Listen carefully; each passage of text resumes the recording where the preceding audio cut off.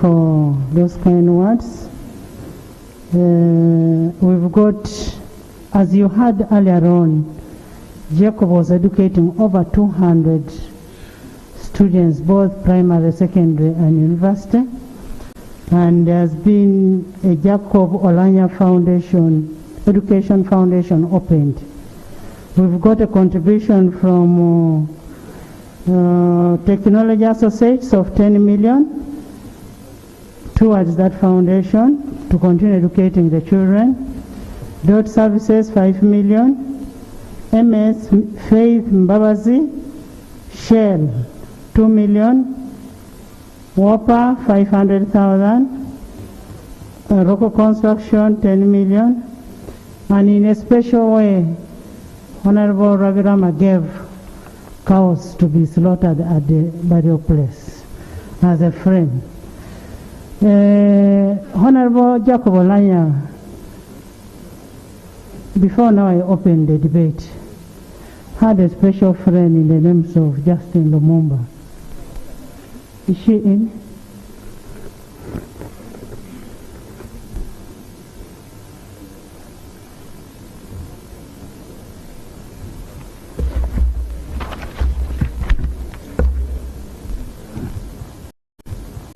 Members, we are giving you only 3 minutes each. Everybody needs to speak. 1 minute.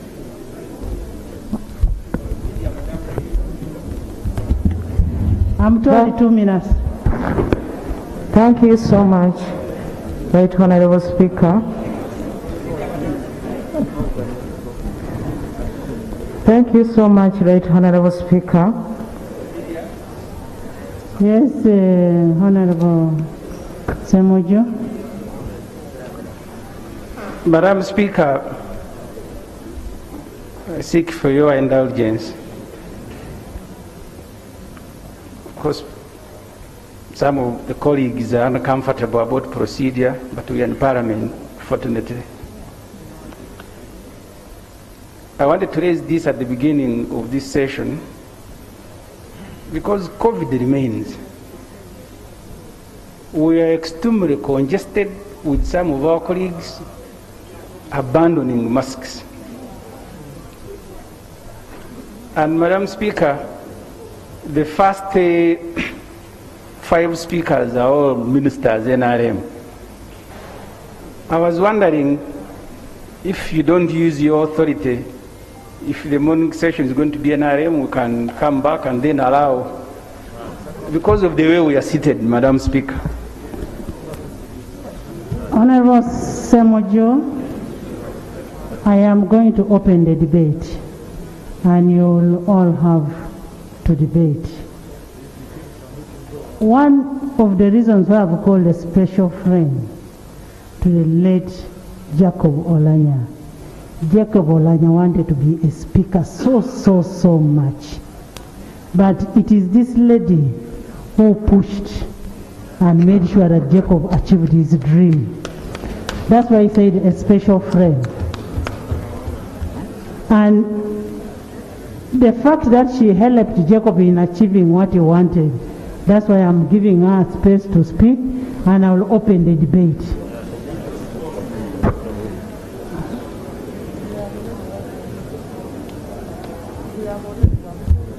Members, 2 minutes. Thank you so much, Right Honorable Speaker. I bring condolences to His Excellency Yoweri Kaguta Museveni, the Vice President, the Speaker, the Chief Justice, the family, and colleagues, members of Parliament. We have lost the person in the name of Jacob Oulanya, but in him we had a speaker, a gallant son of Uganda, and celebrated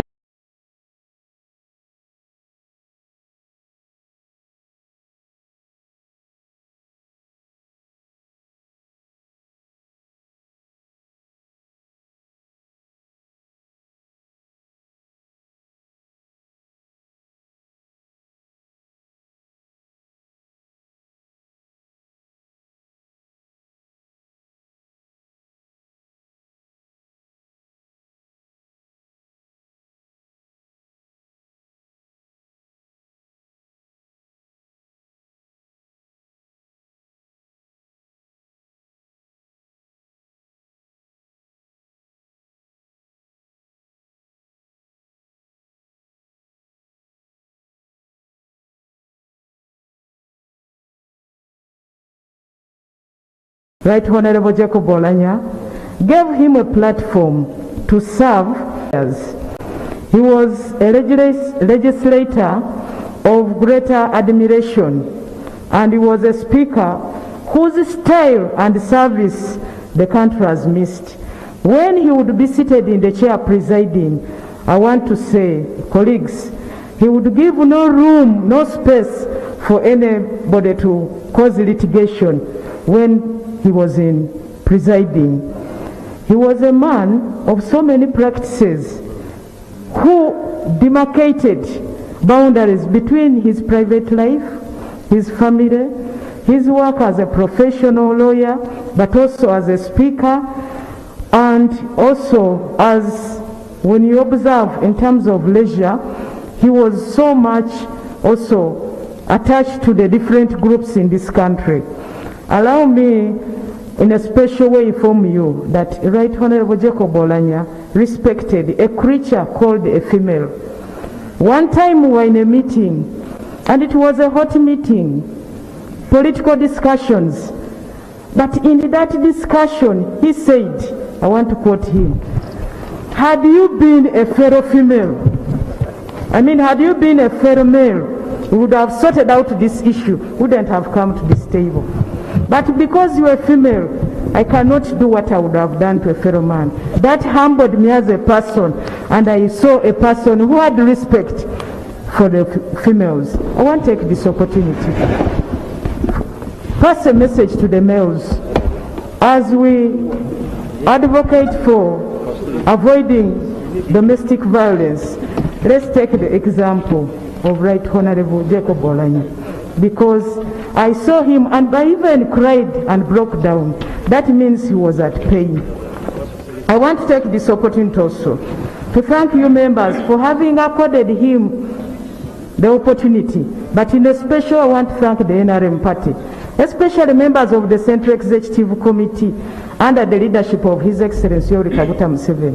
When we were in the Central Executive Committee meeting in 2016 to get a flag bearer, I want to inform you that the Central Executive Committee promised him that he will be accorded the chance after the 5 years. And when the 5 years elapsed and he showed interest, the party, the same way Central Executive Committee accorded him, and he was offered the post of a flag bearer unopposed. And when he came, you supported him. Thank you for helping him to achieve that.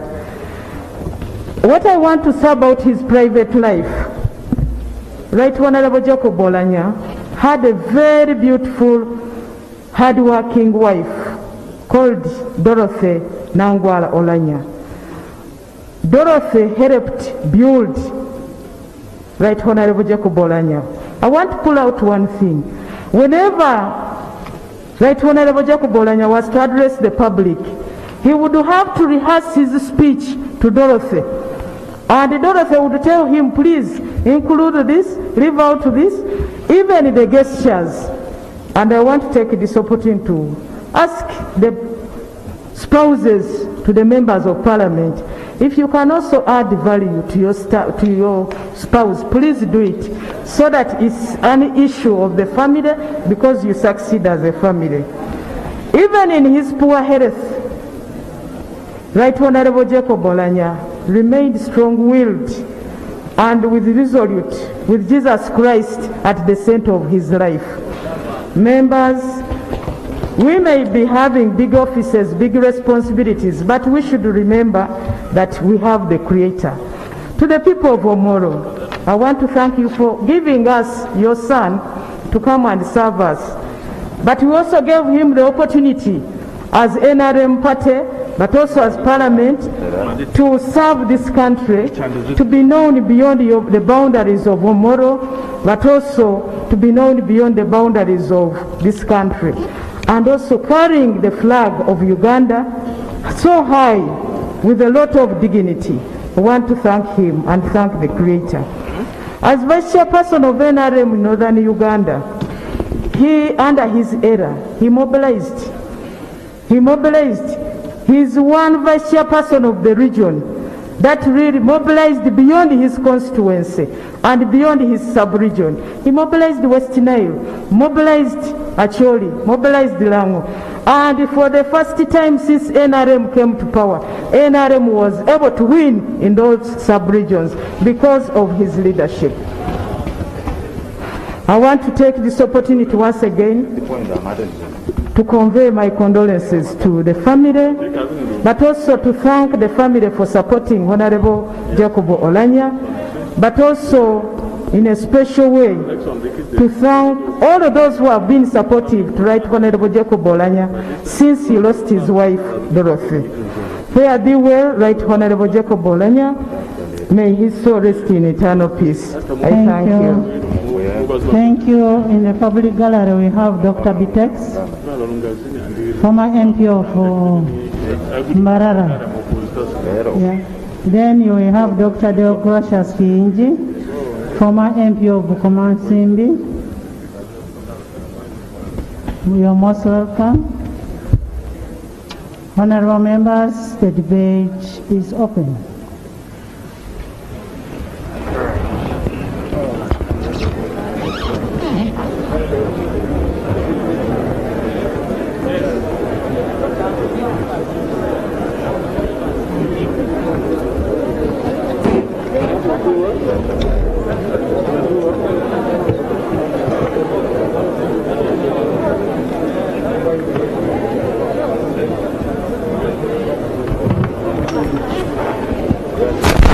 Honorable Nakadama. Cecilia, do you have something to say?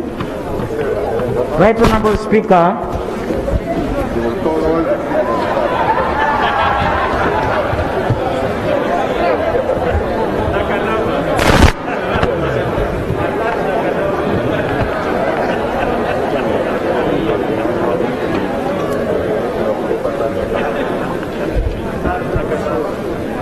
Right Honorable Speaker, I believe the 11th Parliament know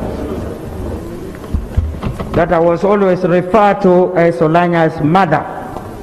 And therefore, when I stand at this moment, I expect, Right Honorable Speaker, for you to understand.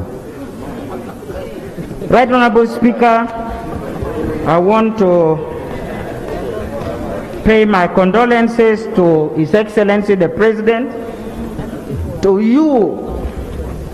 You were not given time to celebrate your change of leadership because of the situation. I want to also extend my condolences to your deputy, to the Chief Justice, and to the Prime Minister and the team, and the Vice President. Thank you so much for the moving the motion. Right Honorable Speaker, I felt that after the Minister of Health gave us details of what caused the death of our fallen speaker, I thought the motion that I wanted to move with the support of the majority of the House, and I think before I move, or at the end, all the members of Parliament will understand why I will move this motion. Right Honorable Speaker, you're already aware of that motion. If you give me permission, I can move the motion at this moment so that it becomes part of the motion. Thank you. Should have amended it earlier. Honorable Cecilia, are you amending the motion or you're moving another motion? Amending the motion. Amending. Go ahead and amend the motion. Right Honorable Speaker, arise under Rule 59 1K and 61 of the Rules of Procedure of Parliament of Uganda. Arise to move an amendment to the motion moved by Her Excellency Vice President and seconded by the Prime Minister and the Leader of Government Business. Right Honorable Speaker, we have heard of what caused the death of our leader, the fallen Speaker Jacob Oulanya. And it is in this, Right Honorable Speaker, that I move that I urge the government of the Republic of Uganda to urgently acquire the positron emission tomography, PEP, to facilitate the Uganda Cancer Institute in early detection and early management and diagnosis of cancer. I beg to move, Right Honorable Speaker. Is that motion seconded? Is it seconded? Yes, Semoju. Honorable Semoju. Madam Speaker, normally, and I'll seek for your indulgence, amendments are usually brought at the end. We now have a motion to pay tribute. To introduce an amendment before we have discussed fairly the motion to pay tribute, I fear, I support the amendment, but it will be a diversion because we will now go to discuss the amendment before we discuss the motion. In the past, Madam Speaker, and I know because you've been here, that amendment ordinarily has been coming at the time you are adopting the motion.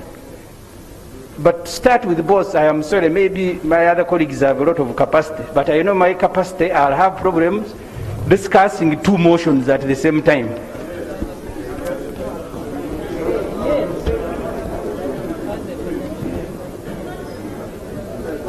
Honorable members, it is not an additional motion. What we can only do with the Cecilia's amendment is to bring at the end when we are passing now the motion.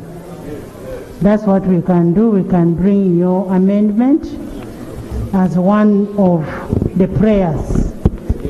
And when I hear Okoto Gong saying that it has an effect on Article 93, we are urging government. We are not directing. You've been in this parliament for long. Right Honorable Speaker, I wanted to be added as a prayer so that when we debate, we debate mindful of that prayer. We'll add as a prayer when we are passing the motion. Yes, Honorable Nakadama.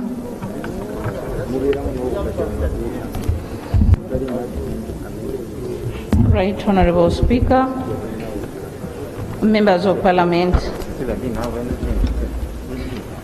I stand here to second the motion moved by His Excellency the Vice President and seconded by the whole House to join world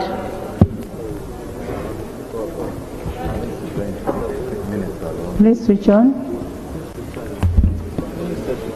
To join the rest of the world to sadly mourn the passing of our own, the late Right Honorable Jacob Oulanya. I send deepest heartfelt condolences to the people of Uganda, His Excellency the President of the Republic of Uganda, the legislative arm of government, the NRM party, the people of Acholi, His Church of Affiliation, the people of Omoro, the family, relatives, friends, and the children he has been supporting. I have known the late Right Honorable Jacob Oulanya for over 20 years. When we joined Parliament here, we came in at the same time. The nationalistic and patriotic character of the late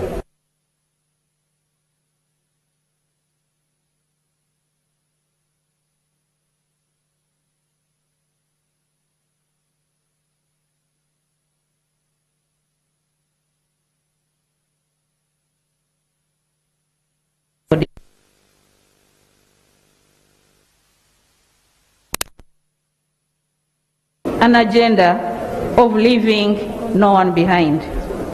The late Right Honorable Jacob Oulanya is among those legislators that had clear understanding and advocating for equal opportunities, giving chance to the less house. No wonder he has been sponsoring many children to give them a chance to their life. And we pray that may those children be hoped by other people, or we who have stayed to see that they can continue with that support. The late was a honest person who would call a spade a spade. He was a joyful person, and I'm certain he utilized his time well. He has been a timekeeper. When he says 9, it means 9. The late has been a role model to all generations, the young, the youth, and the old. The death of the late Right Honorable Jacob Oulanya is a big blow to all of us, and we dedicate in prayer our country as we go through this trying time of mourning the late Right Honorable Jacob Oulanya. The late Right Honorable Jacob Oulanya has been a dedicated Christian, and we believe that he died in the Lord, and his death will be swallowed up in the resurrection victory, like is written in Corinthians 15:20, that is 27. May his soul rest in perpetual serenity. I thank you. Thank you, Hajat. Shadow Attorney General.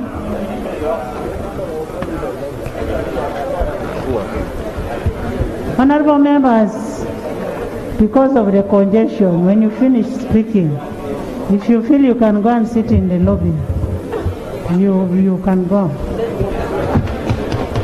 Yeah. Thank you, Right Honorable Speaker. I want to join the rest of the members in supporting the motion to pay tribute to our deceased 2 minutes. former Speaker. I knew the late Jacob Oulanya when we joined Makerere School together in 1991. And since that time, we've worked closely together, and I think I'm among the few members here who know him better. When we were at the law school, whenever we would be free, he would bring to our attention the plight of northern Uganda, which was then ravaged by war. And when we concluded and completed university degree and went to Road Development Center still together, our class was few, we were less than 50 members, and we did finish the LDC. He opened up a farm, as I did, and we would occasionally handle matters either together jointly or on opposite sides. And when he joined the parliament in 2001, I'm not surprised that he was one of the influential members in passing the Amnesty Act, because he had northern Uganda and the people of northern Uganda at heart. We again met in 2011 in this parliament, and I remember offering myself against him for a position of deputy speaker when I was still that side before I was expelled. Fast forward, the late Jacob Oulanya had many attributes, but one of them was that he appreciated the law. And I encourage you, Madam Speaker and your deputy, see, as speakers, you must read beyond what the members have read, because this House legislates on all matters of life. So you must know economics, you must know law, you must know medicine, you must know engineering and the like. The good thing, you both studied law, and I will encourage you to read hard before you come to preside over the session. We occasionally get bills that are drafted in a manner that is wanting, and a lot of surgery to the bills is made here. So as a speaker, you must be well versed in whatever bill is before you to ensure that the surgery is properly done. The late Jacob knew the rules of procedure so well that he did ensure that you were relevant whenever you stood up to speak. That rule of relevance helps in ensuring that matters of this house are handled in an expeditious manner, and we achieve the best. Before he passed on, we had an altercation between me and him and a few members, and it related to Rule 235. He actually made a very powerful ruling in the chair in respect of Rule 235. And I will invite you, the Madam Speaker and the Deputy, to look at that ruling and invite the Rules Committee to incorporate that ruling in our rules of procedure, because it was so fundamental that it touches the business, especially that had lapsed. Lastly, Shakespeare said that uneasy lies the head that wears the crown. You speakers, based on what I used to interact with him, you will get bashed from the president because ministers will be reporting you to him when they have themselves failed to deliver here in the house. They would want you to be their defender and everything. So take heart, stand your ground, because he told me occasionally they would choose him before the president, that he would favor me for being his classmate. If when ministers start reporting you, know you are doing your job. Stand your ground, be the protectors of the house, and let's have his mission and vision achieved under your guidance. May the soul of my classmate and my speaker rest in eternal peace. Thank you. We promise to have a people-centered parliament, not a minister-centered parliament. So we'll be firm and we'll do what is correct for the good of this country. Can I have the nominator?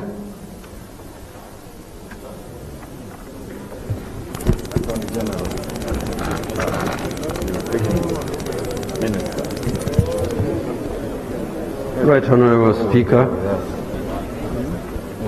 colleagues, members of Parliament, and all distinguished monarchs. One, thank you, Right Honorable Speaker, for giving me the opportunity to pay tribute to my friend, a nationalist, a man of influence, and who is a celebrated speaker of this august house. I met late Dr. Jacob Oulanya in the 6th Parliament, in the 7th Parliament in 2001. We were the last to be sworn in because of our names starting with O and R. So he knew me, I didn't know him. He came and greeted me in Nyankore, Osivereje. Then I realized this was a very forceful statement. So I tried to speak in Nyankore, he got lost, and say, Nimarunji. So he was in a company of a very decent dressed lady whom I learned to be his wife later. And we were both elected to the CPA branch of Uganda. He was our treasurer, I was his Dombo, Honorable Lasso, and Right Honorable Kadaga was our leader. So we had come here in the movement system. But Right Honorable Oulanya was from our party system. And to be specific, he was the UPC. But as we went on, I realized that Right Honorable Oulanya was a very objective person, and we got on well since that time. So Right Honorable Oulanya was the chairman of Legal and Parliamentary Committee.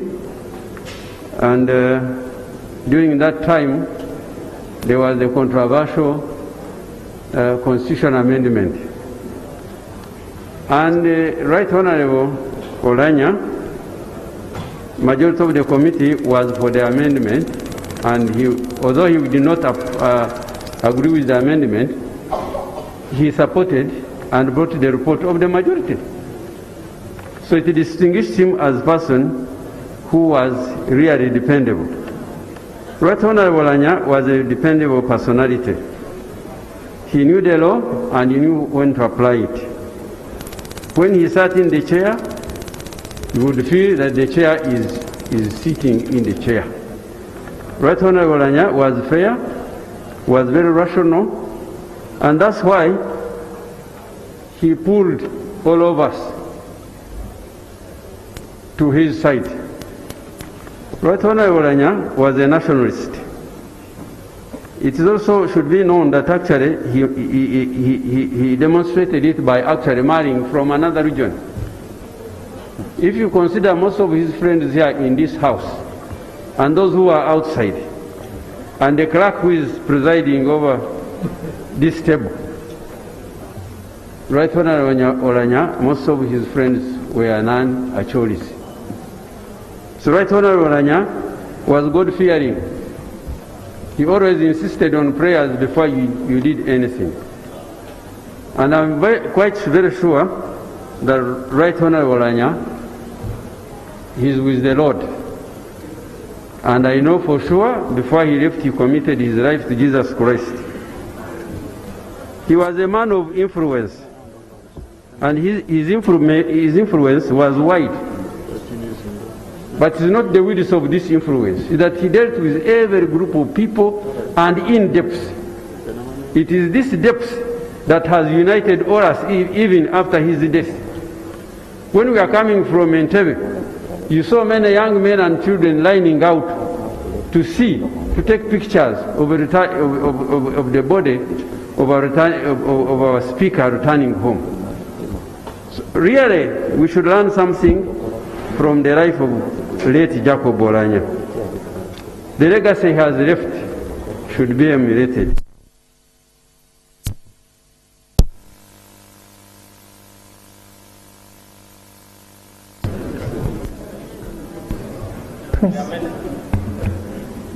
Right, let me conclude. Right Honorable Speaker, he has left a very big legacy, and those of you who have stepped in his shoes should emulate it. I know you are very hard. We want to take this opportunity to thank those who helped Jacob Oulanya during his ailment, and especially the President, who went very far to save his life. I want to thank you, Right Honorable Speaker, and those who tried to see him and support him, the Chief Justice, my brother, Norbert Mao, and all of you friends who gave support in one way or the other. We have one responsibility as members of Parliament, as we send off our colleague. When we mourn our friends, when we mourn our relatives, we become very, very, very emotional. But we forget one thing, and that is the family. Right Honorable Oulanya has left children. These children, they don't have the mother. I want to thank the Chief Justice and you, Right Honorable Speaker, for the fund. And I would like to encourage my colleagues that we contribute this fund to make sure that the family of Right Honorable Oulanya is supported, so that they don't miss on education, so that they are not disorganized. I want to thank you, Right Honorable Speaker, for your attention, and I want to make a correction. The 10 cows are part of government effort. Because of the demand for animal protein and overwhelming numbers in Omoro, we are approached, and also by your office,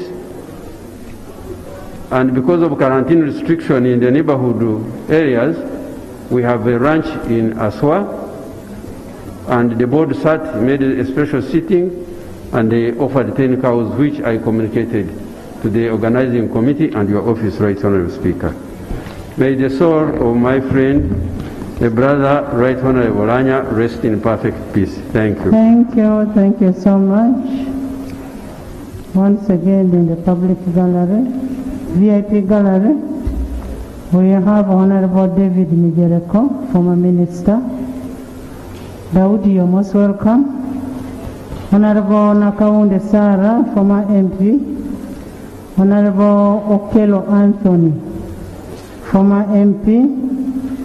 Honorable Jacqueline Amongin, former Member of Parliament, welcome. Former Honorable Semugaba Samuel, former MP. Honorable Dominica Abu, former MP of NRC. You're most welcome. Dr. Diana Atwine, Public Secretary, Permanent Secretary, Minister of Health. And we have Honorable Moro Paul, former Member of Parliament and now an ambassador in South Africa. Honorable Alice Alaso Ashanut. You're most welcome. The Secretary General of Alliance for National Transformation. Honorable Kaluya Andrew, former Member of Parliament. All have come to witness and follow the proceedings when we are paying tribute to our fallen colleague. Honorable, can I have two people on this side first, then I come back? Honorable Semoju, so that he goes out. Honorable Semoju, he's fasting, he has to go and pray. Honorable Semoju. I want to thank you, Right Honorable Speaker. Right Honorable Speaker, usually at death, people will give flowering speeches, including those who have made your life very difficult. There are lessons I have picked since the Honorable Oulanya died. In fact, I intend to draw a list of those who will come near my body and those who will speak when I die. The Honorable Oulanya was shot at when he was a student guild speaker in Mackay in 1991 by this government. The Minister of Health said that actually that is the origin of his problem. Madam Speaker, there are things that have annoyed me that I want to say before I say something about the Honorable Oulanya.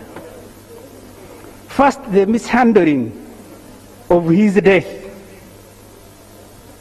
Of course, I can't accuse this government of competence,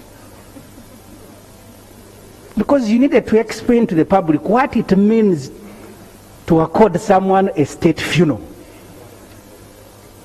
A state funeral is extremely expensive. But every day you are pleading, no, this is not the budget, now this is the budget.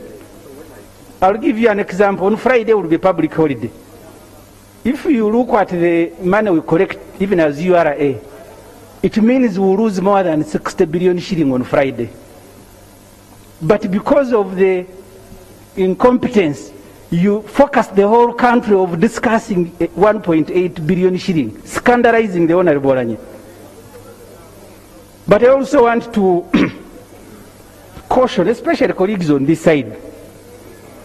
There are benefits in joining NRM. You can become a speaker. You can become a prime minister. But you must be ready to be judged by the crimes you have not committed. People who are demonstrating about the breakdown of health infrastructure in Uganda, we are not demonstrating against the Honorable Jacob Oulanya. And I don't know why the President chose to keep silent this time.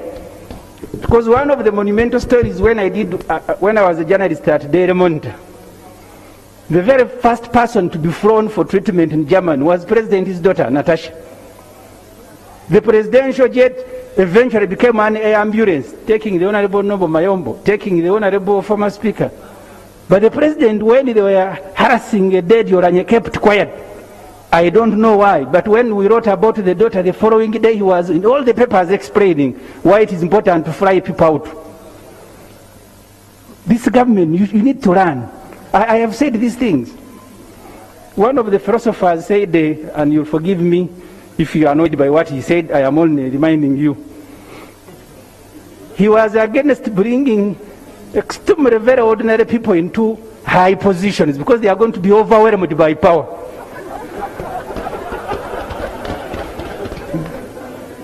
There are people who are over simple things.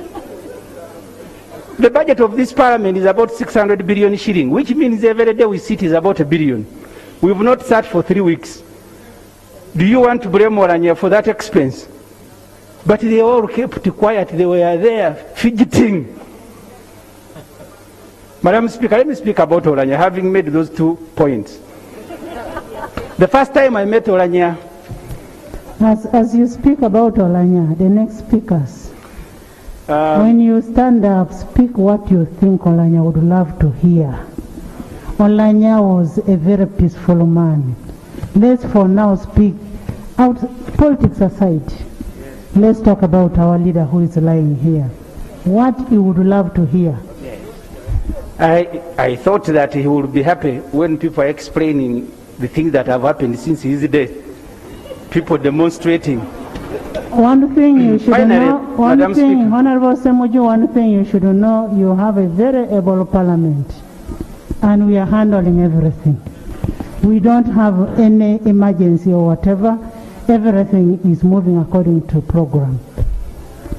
Thank you, Madam Speaker. I knew, because if it was not for the intervention of this parliament and yourself, but I want to leave that. Because, Madam Speaker, it is very painful. The things that have happened since Right Honorable Jacob Oulanya did. He is the first person that has attracted a statutory revision of the budget. And you bring it here and you don't want the public to discuss how you are handling his funeral. But let me, Madam Speaker, finally speak about Oulanya. I first interacted with Honorable Jacob Oulanya as a lawyer, then as a Speaker of Parliament. I will say one point and sit. When we are handling the Public Order Management Act, and we had a disagreement in this Parliament, later on I was one of those that he ordered to be evicted. But he was not a vindictive man. After all those problems, he reached out, and actually I learned later that it was his style of work. The Honorable Nwagaba spoke about the bills left by the last Parliament.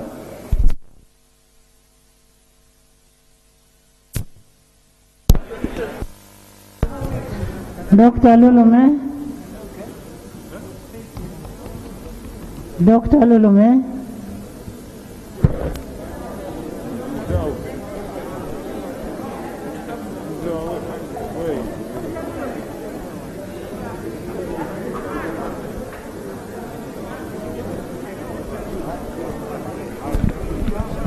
Thank you very much. Right Honorable Speaker.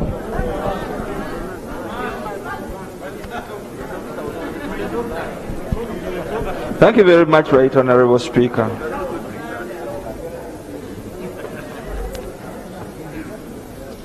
Right Honorable Speaker, I am here not only to celebrate the life of the late Jacob Oulanya, but I am also here to mourn him. I am mourning him because at his prime time he has departed. This was the time when a man who has worked tirelessly throughout his youthful time, building the nation, serving his country, when the world and the country is looking at him to offer leadership, not only for Parliament, but also the country, that is when the Lord has decided to call him. It is so sad. But I celebrate his life because in 1991, when I joined university, These young men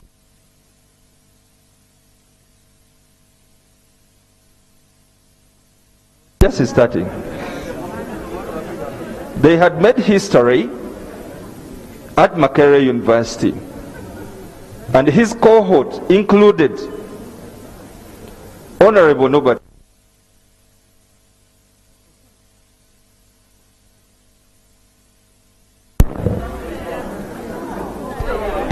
Right, Honorable Speaker. I have just used 1 minute. Thank you very much. His cohort included Honorable Norbert Mao and Honorable Okumu Reagan. These were the young men of the time from northern Uganda who inspired us. It was at that time when my cohort had organized a youthful group called the Uganda Young Democrats, and we looked up to some experienced young politicians who would inspire us. And he was one of the people that we looked up to copy from, to get people who can inspire us, get different points of views on how Uganda should be managed, and the Uganda we needed. That is why I celebrate a person of his caliber. Other members of the cohort who used to inspire us in the same organizations that we used to call them to inspire young people in Makerere University included the late Professor Akiki Mujaju, Adonia Tebelondwa, Kagenda Atuoki, Kajabagu Karusoke of the NRM, Chapa Karuhanga. Those are the people who nourished the crop of leaders who came from the Ugandan democracy. In that way, I want to celebrate his life. Honorable Frank, Betty, Daudi, and security. Thank you, Right Honorable Speaker, for the opportunity to pay tribute to my friend, my brother, and my leader. Condolences to you, Right Honorable Speaker, to the President, and to the family. Madam Speaker, we gather here with heavy hearts, feeling pain and sad on losing our brother. And we can only speak for what we feel about him. The late Jacob Oulanya was an all-round human being. He exhibited and exuded the Ubuntu spirit. He was a true human being. He taught many of us to be patient even when you are provoked. As a leader, provocation is inevitable, but he taught us how to manage it. Right Honorable Jacob was a very brilliant person. His intellectual depth was phenomenal, and that's why we elected him, colleagues. He was not elected for affirmative action. He was not elected to represent this. He was elected because of his abilities. It doesn't matter which political party you are. If you are brilliant, you are brilliant. And if you are mediocre, you will be mediocre irrespective of which political party you belong to. Jacob was never a populist. He stood for the politics of the answer and not the anger. Underline that. And that's why we should take note of his counsel, as instructive as it was. Sharpen your arguments and not your voice. That was Jacob. Honorable colleagues, it is my appeal, as we celebrate his life, let's tolerate one another. Let's know that life is a transitional process. As I conclude 1 minute, Madam Speaker, the principle of the dead are not dead is true in our brother. Spiritually, he prepared his journey to heaven. And traditionally, I see Oulanya in the gift of his kids. Last night, Right Honorable Andrew Oulanya made us, comforted us. I saw a leader, and I heard his voice. He speaks to see the leadership in Andrew. May his soul rest in eternal peace. Thank you. I want to recognize the bikers. The bikers where the late Honorable Jacob Oulanya was a member have been there for us since the body arrived in Uganda. And the bikers are seated right out there, and one of them is inside here. Biker President, can you stand up? He's one of the bikers. I want to thank you so much for escorting our brother. Yes, Betty? Thank you very much, Right Honorable Speaker. Right Honorable Speaker, I come to mourn a brother who had dreams and hope for this country, a powerful force who understood that he could not stand alone, that he needed not only the people of northern Uganda, but he needed the people of Uganda and the people of the world for him to flourish. That is the brother we are honoring today. I was with him in Juba during the peace process, and I was the chairperson of the observer team of the people of northern Uganda, and I worked with him. But for Right Honorable Jacob, his principle, even when he was at the peace talk, he indicated that we need to engage. We need, because Kony had given us a condition that unless they removed, the ICC court had removed the arrest warrant, he will not sign the peace talk. And Oulanya came to me and said, my sister, we must do everything to shame Joseph Kony so that if he does not sign, they don't say the people of northern Uganda did not work. Let us go to the Hague. We talk to the chief prosecutor Ocampo. Let us go to UN Security Council. Let us go everywhere. And indeed, we moved everywhere. We went to the Hague. We went to New York at the UN Security Council. We did everything. And by the time it would not be, no excuse would be given by Joseph Kony. And he gave us a... Let me just finish. That is when Joseph Kony refused to sign. However, the most important thing for us, for people of northern Uganda, we signed the cessation of hostility, agenda number 1, which he helped in drafting that agenda.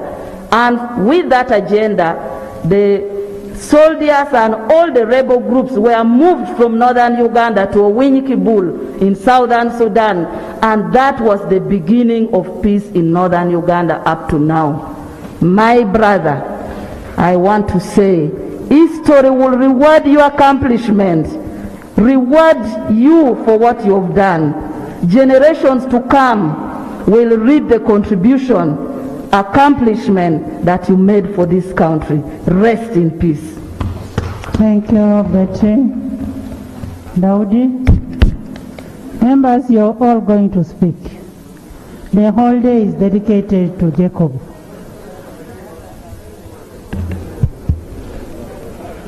Thank you, Madam Speaker.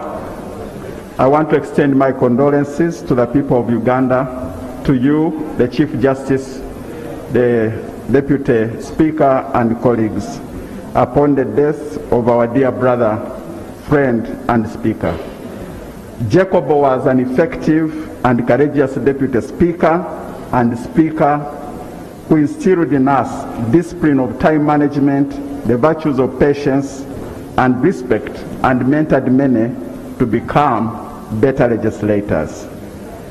Colleagues, he never wanted this House to be consumed by pettiness, but by engaging in debates on service delivery and the destiny of our country. He wanted big and productive debates, and he insisted on evidence as a guide to quality debates. A legacy I'm glad to mention that the two speakers are following and carrying on. Colleagues, one of the greatest tragedies in life is to watch the demise of an unexhausted potential. What a tragedy that death has cut short the potential of our dear brother Jacob. Jacob had immense potential to transform this parliament into a center of service delivery and strengthen this institution into a source of justice and just law. Dr. Miles Munro, whom he invited in 2012 to speak to us at the National Prayer Breakfast, said, "The wealthiest spot on this planet is not the oil fields of Kuwait or the golds and diamonds of Africa, but they lie in our graveyard.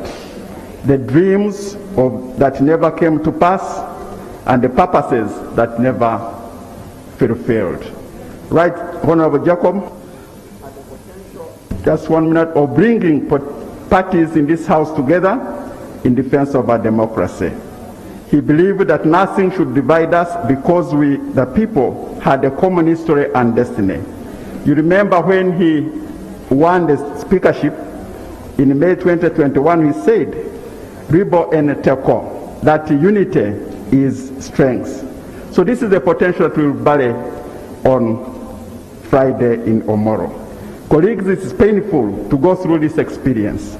It teaches us that in the words of the psalmist, to number our days, so that we may gain the wisdom to know that on this earth, all is vanity. It compels us, as the scripture tells us in Proverbs 20:30, to learn how to change our ways. And finally, friends, can we use this experience to once again ask ourselves who we are and of our purpose and potential? May we endeavor each day of our time here on earth to use the potential in us to fulfill the purpose of working for the good of mankind and transformation of our country. May the soul of our brother Jacob rest in eternal peace. Thank you. Honorable Muhesi. Thank you very much, Right Honorable Speaker. Honorable members of Parliament, I bring condolences from the people of Rujumbura and Rukunjiri and indeed my family to His Excellency the President, to you, Right Honorable Speaker, to His Lordship, the Chief Justice, and to the people of Uganda. I would like wholeheartedly to add my voice in paying tribute to a gentle giant who has made immense contribution to this Parliament and this country at large. What pains me most about Right Honorable Jacob Oulanya is talking about him when he's lying here dead. I wish we said what we are talking about him when he was still alive and he knew what we think about him. Today we pay well-deserved tributes to an outstanding debater whose oratory skills and eloquence graced this august house for so many years. His talent was so unique that one would wonder how God could bless a single person with all those attributes, being quick-witted, smart, both physically and intellectually, combined with an exceptional sense of humor. Lying before us today is a gentleman who was capable of lighting up a dull and boring event with stupendous humor and could get everyone cracking their ribs thereafter. And yet, even with this sense of humor, he was able to maintain a very high level of seriousness and relevance to the matter at hand. Right Honorable Speaker,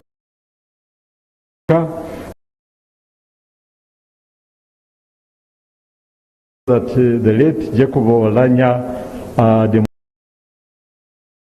for everyone in this august house when I say that the late made friends across the entire political spectrum. This is no mean feat, given our sometimes very sharp political differences. Was campaigning to for northern Uganda, a campaign that was majorly conducted virtually the late Oulanya made it a point to record a message in a language that could be understood in all the 4 regions of Uganda. Finally, I would like to salute the late Right Honorable Oulanya as a highly talented and knowledgeable lawyer. This parliament is guided among others by the laws, by the Constitution, our rules of procedure, and the Administration of Parliament Act. Oulanya's grasp of all these laws was unmatched. His career tells it all in the nutshell. From Guild Speaker to Member of Parliament to Chairperson of the highly demanding Legal and Parliamentary Affairs Committee to Deputy Speaker and finally Speaker. Honorable contribution to this great nation if he had stayed a little longer. However, God decided that he had made his contribution, and I now pray that we carry forward the mantle of leadership and emulate all the things late Jacob Oulanya held in high regard. Right Honorable Speaker, I condole with the family, the people of Omoro, Acholi, and the entire nation. May God rest him in eternal peace. Thank you very much. Thank you, Honorable Jim. Honorable Nambose Betty. Jen, are you Nambose? Nambose.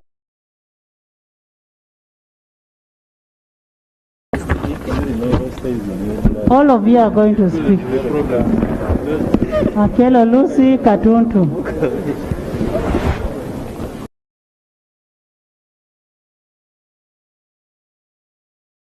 Right Honorable Speaker, of the people of Mukono Municipality, I wish to extend our condolences to the family. More so, Madam Speaker, it is a very, very difficult moment when an old man has to bury his son. And this is the condolences I'm extending to the father of our fallen speaker, the children, and all those people related to him, including the people of Omoro, whom he has represented in this house. We have had an opportunity to work under him for over 10 years now. Right Honorable Speaker, colleagues have said what they have said, and I want to agree with them. But as I support this motion, I want to recall that a few years ago, Uganda thought about stopping what those people in foreign countries call medical tourism. And a company came here, Madam Speaker, and we guaranteed it. And the agreement was that within 2 years, we would have an hospital here in Uganda, and that from then on,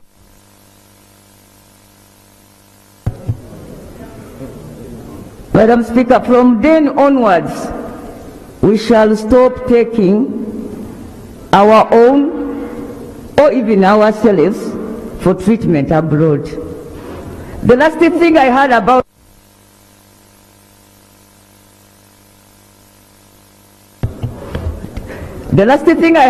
Ruowa is that they even chased away a committee of this house that had gone to assess the level of implementation. Madam Speaker, I therefore pray that this matter be brought back in this house, so that at least even when we have to lose our own, even when we have to die, Let's die near our friends, near our relatives. Lastly, Madam Speaker, a case does not die. If the minister stood here and said that Right Honorable Speaker Oulanya was nursing trauma and marks of torture from an attack by his own security people in the country. Madam Speaker. Honorable Nambose, there was no issue of torture. It was a strike at the university. Don't put words in the minister's statement. It was nothing in regard with the torture. I'm guided, Right Honorable Speaker. But Madam Speaker, I was suggesting that it is high time an inquest be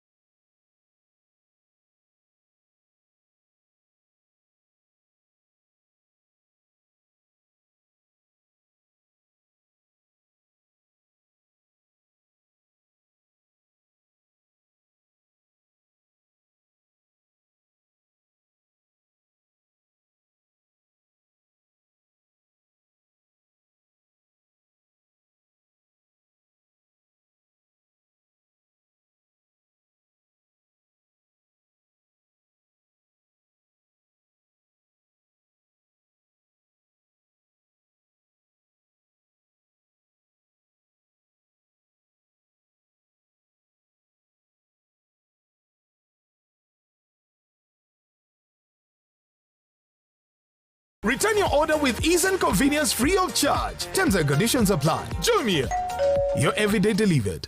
The presidential advisor on special duties. He will be speaking to us on what exactly that entails and of course much of the work that he's been up to in regard to trade and advancing some of the strategic issues that the government is pursuing in terms of the economy. We shall also be speaking to him about the legacy of the deceased Speaker of Parliament, Right Honorable Jacob Oulanya, a man to whom he gave a very moving tribute on Twitter just over a week ago. Many thanks for joining us, Mr. Audrey Rabogo. A very good morning. Good morning, and I'm happy to be here. How are you doing? Very good, huh? Good. And I apologize for getting in late. No doubt, it's perfectly understandable. You come at a time when the nation is mourning.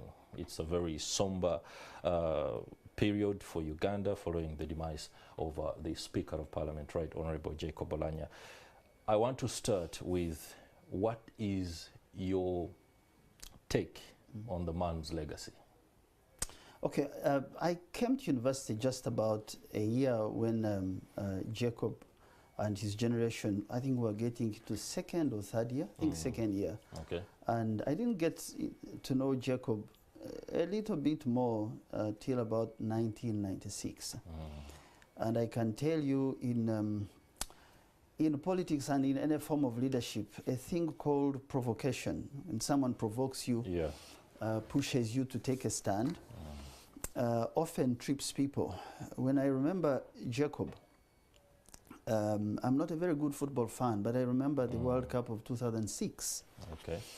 France, I think it was France and Italy, very close last match encounter, and there was this man called Zinedine Zidane who was 34 years old, getting out of football, but had scored in all the 16 matches. Suddenly he's provoked 30 minutes into the end of the game. I think people remember that incident.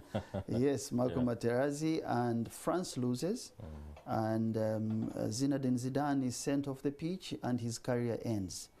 Provocation. When you are a leader, you know that you're going to be provoked by media, you're going to be provoked by colleagues, you're going to be mocked, especially Jacob, when he left UPC and joined the NRM, many people wouldn't believe that he had changed completely, but Jacob stayed focused. When a leader stays focused under provocation, you know that leader holds potential to do more. Part of what I said in my writing, I think about a week or so ago, was really to say that young people should understand that circumstances change, but character remains. Circumstances change, like today you are in a blue suit, tomorrow you'll be in a black suit. It doesn't change who Higenyi is. Yeah, no doubt. That's what Jacob was. Okay, that's very interesting. How does he become the Jacob Oulanya we got to know on the national political stage? Because being formerly a Uganda People's Congress stalwart and then switching to the national resistance movement could have played into the politics of the day, where people would go on and say he's a traitor, so to speak. How does he transform himself? UPC is the only party that had governed for, I think, twice since independence. Had structures, had training, had people. People who went through UPC, actually including many leaders in NRM today, had a sense of structure, had a sense of proportion on how you approach public matters. And I think Jacob was sort of groomed to lead that side. But the altercation and fights within UPC over leadership and the fact that he saw that UPC was not creating new ground, it wasn't recruiting younger people, I think he made, I call it a midnight decision. Midnight decision. It couldn't have been a decision over money, or it's a decision you make to say, how can I make the greatest contribution within the time limits I have? Because he had had trouble under NRM, even at university. To change, I think, was that decision that you make alone, and you feel that I can bring significant difference in the next organization I go in, even if my history, my background has been in opposition. Okay, that's interesting. Of course, many would say he was unable to stand up and be able to fight and rectify whatever was wrong within the Uganda People's Congress. That could perhaps be a damning assessment of his ability to resolve conflict within an establishment. He wanted the lighter things, so he went to the National Resistance Movement, where there was a clear pathway that doesn't offer any obstacles. The NRM has been the largest recruiter since 1971. We have had the largest number of people come in, and some of those people are from UPC. Sometimes Ugandans need to know that it's not the color, it's not the organization. Often it's the character that shapes an institution. What you can't achieve under UPC, if you can achieve it under new grounds, who knows, you'll strengthen the very people you are trying to serve in the organization you left. So I don't think that we should speak about his legacy in terms of UPC. I think for me it's who the man became when he had the reins of decision making. That's right. He was a centrist. He was not an extremist. He was a reconciler. There are many people who stoke conflicts as a way to keep in power. He was a uniter, a middle roader, and Uganda needs that. Ugandan young people and politicians need that. At this particular moment, you speak of a middle roader, a person who keeps his cool when provoked. Absolutely. And there comes a scenario where his successor, the Right Honorable Anita Among, found herself in a spot of bother recently when a member of parliament, a very young member of parliament, appeared to have suffered a moment of mental relapse and went on a tirade against the deputy speaker. Then her handling of that issue perhaps is not something Jacob Oulanya would have handled that way. I do not want to throw what could be a judgment, but leaders acting under extreme provocation and then they go on a rant too, or what could be deemed by some elements as overly extreme. Shouldn't we have leaders who are middle roaders more than extremists? I didn't follow that case of the gentleman you mentioned and the speaker, but I think that she's been at it for 9 months. She joined the NRM very recently, and sometimes you need to learn the lay of the land, the territory. And I wouldn't really judge her. She has 4 years ahead for us to look at what she's doing. But I think that to lead, to govern, you got to come in the middle. Because extremists, like I said in my writing, really don't achieve anything. They isolate, they eliminate, eventually they remain small. I am sure, I'm sure that Jacob left UPC because of similar conditions. You want to lead, but you are not allowed ground, your views are not heard. And the traditional views of how UPC should have been led take the center stage. Eventually, UPC lost the good people. It's not just Jacob. There are so many people I don't want to mention who are in NRM, who are formerly UPC. Because of that lack of central view of how you lead, you're going to be provoked as a leader every single day. Actually, people wake up hoping to provoke you and to trip you so you can lose it. So you should wake up thinking of how to remain cool, level-headed, focused, and I think for me that's what he was. Okay, so how do we ensure as a country that there is consistent supply of leaders of the caliber of Jacob Oulanya? Institutions. I think for me, whether you are a young party like NUP, an old party like UPC or NRM, there has to be a way we raise leaders from the base. Leadership is a burden.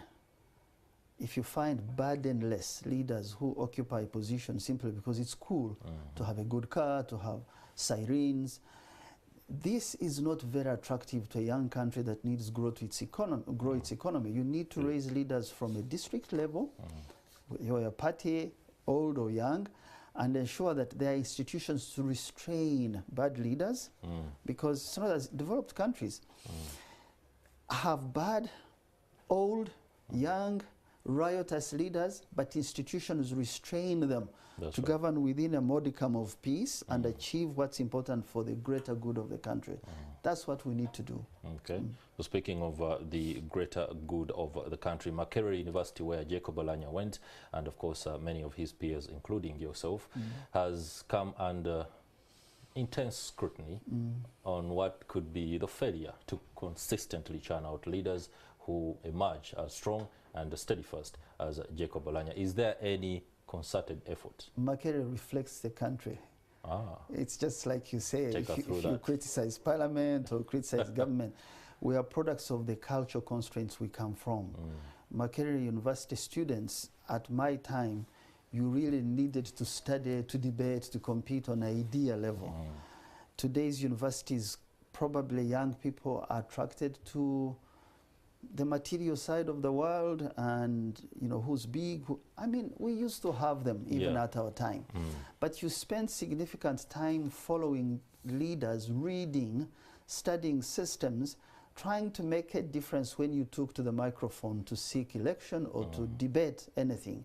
We would study government policies on education, on economy, but I think things have changed. Things have narrowed down to a cell phone, to just the 140 character communication, and often that goes with lack of depth. So we have leaders who come from the community that supports that, but often wants better. But you can't be better at Makerere if you are not better at secondary school. You are not better at primary school. I went through some of the worst schools, we used to call them Tata schools. They would get a primary school and turn it into a secondary school, and they give it a truck which would say grow more coffee, as if you are producing coffee in classes. But the few books we had, we sat at the feet of our teachers. We listened, we researched, and we did significant work whenever given an opportunity. Today, I think, over 30 years, things have changed. Sometimes freedom breeds incompetence. Sometimes freedom breeds frivolities. People focus on small things instead of looking at the wider, deeper picture of the country and the continent. So don't blame Makerere. I'm not blaming Makerere. I bring Makerere into the spotlight because it inevitably finds itself in the spotlight. Now, you talk about when we look at the greater picture and how leadership is rolling out, the death or the departure from the political scene of the deceased Right Honourable Speaker Jacob Oulanya leaves a huge gap in terms of leadership. First, within Parliament, there is going to be a lot to be seen how the new leadership of the Speaker, Anita Among, rolls out, especially these remaining 4 years.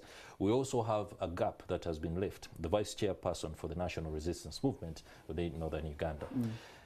I do not know how prepared the inner workings of the political machine are in ensuring that there is a smooth transition, no doubt about that, but a continuity of how Jacob Oulanya worked and perhaps fermented unity and the need to work together more than dividing the population. I think we need to take the legacy of Jacob and ask, what does the party and Northern Uganda need? Instead of, oh, there is a gap to fill. I find that a little dangerous. Even before you bury a man, you are talking about who should replace him. Yeah. It's embarrassing to me because culturally, you let sleeping dogs lie, as they say. you let people mourn, and then you ask the question, so what needs to be done? Because Northern Uganda has recovered after 20 years. Northern Uganda, men of the past didn't vote NRM for a long time. Today, Northern Uganda presents the hugest potential for agri-revolution. If you see the farms that are in Noya, that are in Gulu. So if you want to add value to the crops of farmers so that you increase incomes of Northern Uganda, you need an institution called the movement or government. Who are the best placed to do that?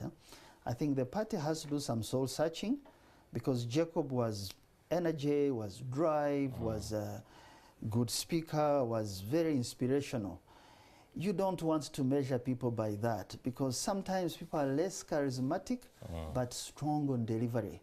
We are different. Charisma also sometimes fades with time.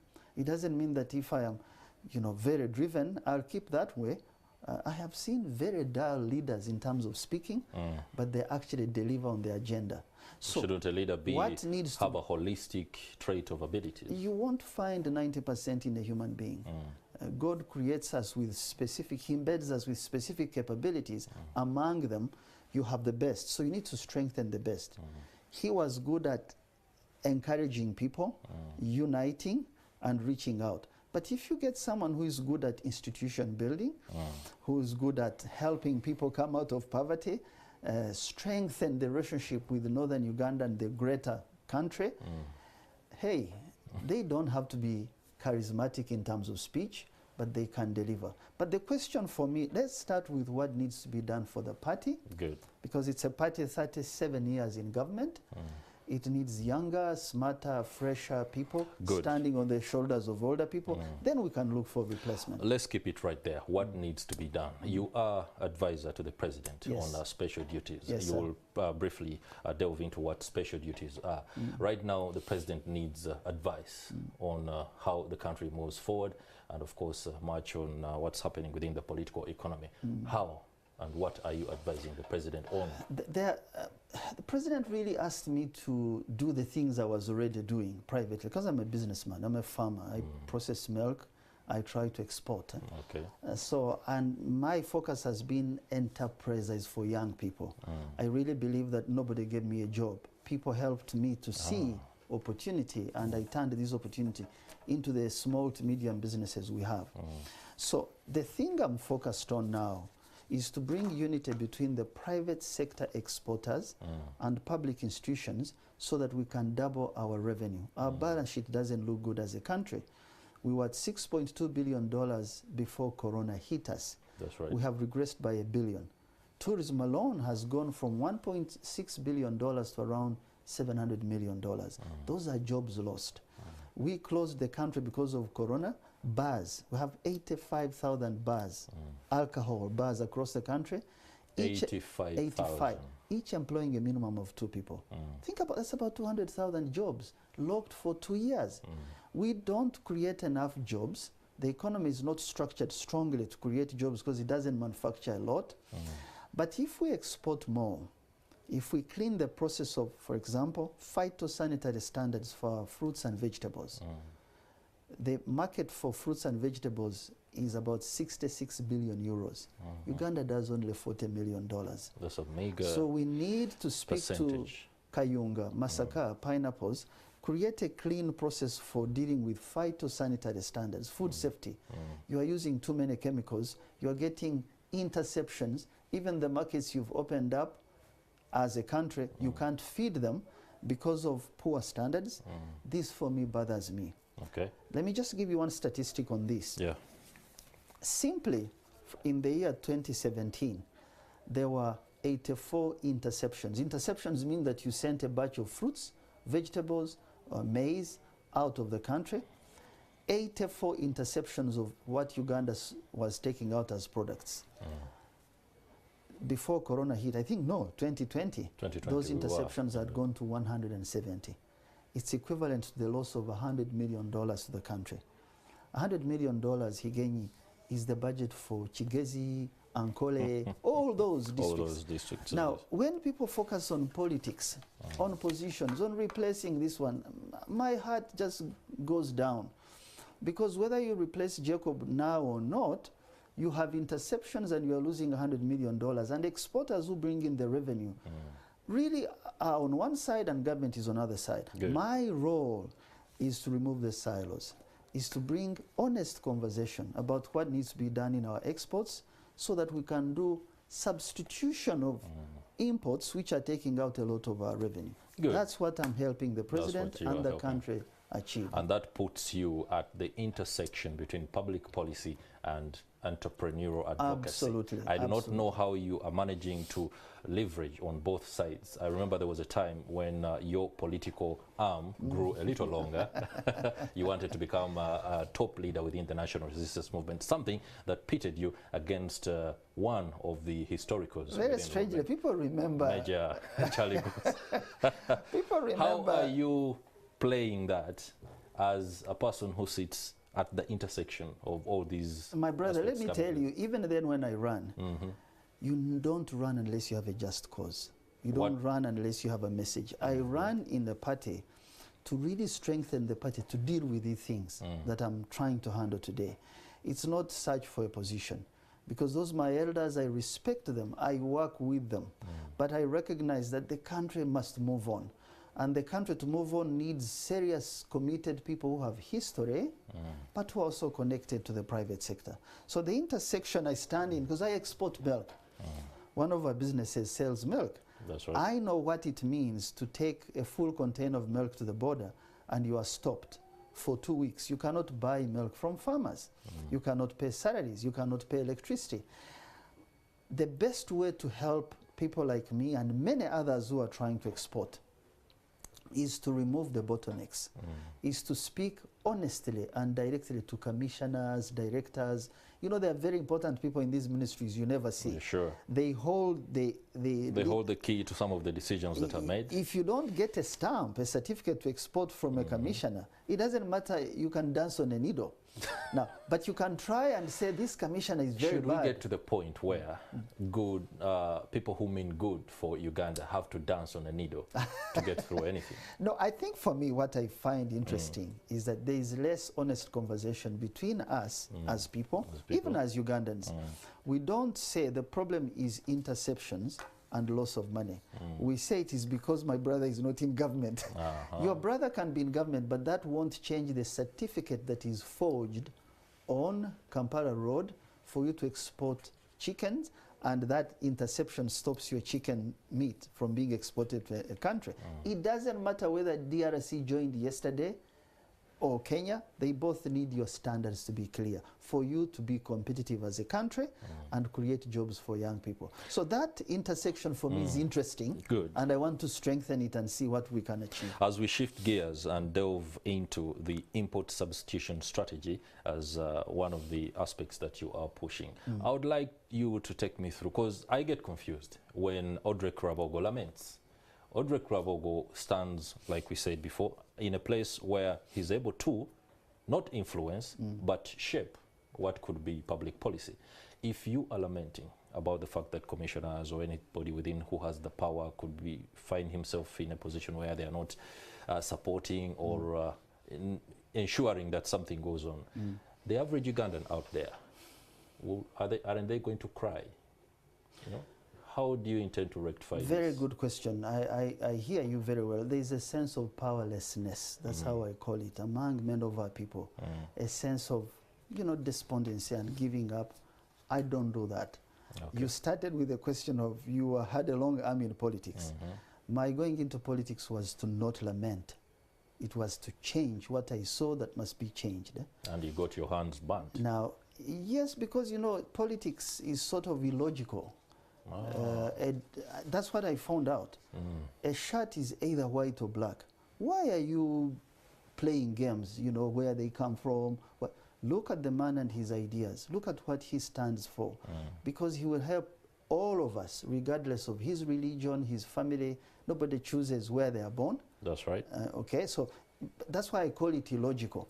The fact of the matter is that for me to go and confront my leadership was to say we can do it. Since that didn't work out, it doesn't mean it will never. So I take a newer route, which is this, which is to say, instead of complaining about a commissioner, engage the commissioner. Look at the bottlenecks these commissioners have, because they are Ugandans. They are wonderful people, but they too have given up. There is more attention to politics and less attention on trade and export. So if you are creating new districts and new councillors and new chairmen and you need new vehicles for them, there is a lot of money that goes there and less that goes into inspectors of our fruits, our vegetables. Good. What does a commissioner do? Because if you don't support him with the necessary infrastructure to do export, to do verification, you can complain about him, but it is you who should face him. If the commissioner or director is not good, you don't know them by pointing accusing fingers. You work with them and prove that they are against trade. I haven't found anybody who opposes this. What I have found is a sense of giving up. Maybe let's see this, how this effort works. Out, you know? That's what I'm working on. Because if you bring private sector exporters and connect them with these public sector institutions, the friction will produce some sparks. And those sparks will tell you what works and what doesn't work. And that's what our committee, we have a committee of about 16 members encompassing both private and public sector. And we've given ourselves a target of adding $6 billion in the next 7 years. What committee is that? It's called the Presidential Advisory Committee on Industrial Development and Exports. It really, we don't shout a lot. We spend a lot of time looking at which laws. Are you saying those who shout a lot seem to get their way? Let's delve into trade and export, especially our ability to leverage on the common market, our ability to adopt the new dispensation of the Africa Free Trade Area and everything that comes, including the joining of this African community by the Democratic Republic of Congo. Import substitution. The COVID-19 pandemic showed the world that it is about time that countries thought about being able to manufacture, being able to produce raw materials, and holistically provide some of these goods, products for their countrymen. Uganda finds itself at a position where we've even lost what was until recently a trade surplus with the Democratic Republic of Congo. We know there's a lot that's going to happen when it comes on board. What is the gist of the import substitution strategy that you are pushing? I'm very excited about 4 things the President has asked us to do. Well, he says these are my targets for the next 4 years in the economy. He says bring the 39% who are outside the money economy through parish development model. Then he says use science-led agriculture, industry, don't bumble along, you know, look at pharmaceuticals, look at, he used the example of Dr. Muranga, who is making banana flour. Then he says import substitution. That's very exciting for some of us, because for a long time government sort of left the economy, left all interventions that would drive change. Let me just give you a very quick example. We have iron ore, but we import a lot of steel coils from India, from China, from Japan. For you to really produce steel out of that iron ore, you need significant interventions by government, up to $600 million for you to have a South Korea type of postcode that produces iron ore, steel. If you don't do that, there is no international capital to do it. There is no enough local capital to do it. So if you make particular interventions in particular sectors, chemicals, steel, electronics, and provide loans, cheap loans, we have UDB and UDC, and provide incentives and create standards like the ones we are talking about, this economy will grow 4 times than what it is today. What happens is also that your domestic market now gets served by your own factories, not imports. Not imports.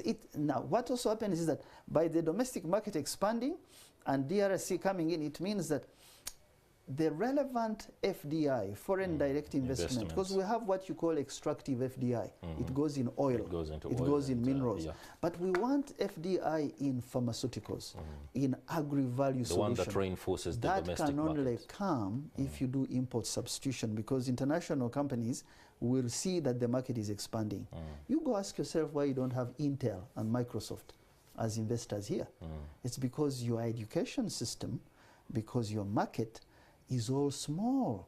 They cannot find good software writers, and therefore they will go to Israel, which is just 4 hours from here. If you improve education as a function of import substitution, connect education to production and exports, this country will be different in just under 15 years. So why does it appear so hard for policymakers and advisors to the president like you? It is silos. That's what I told you, that I am trying to remove silos.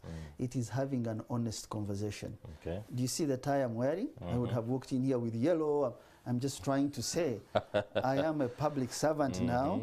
I am a Ugandan. So the choice of green was strategic to keep the attention away?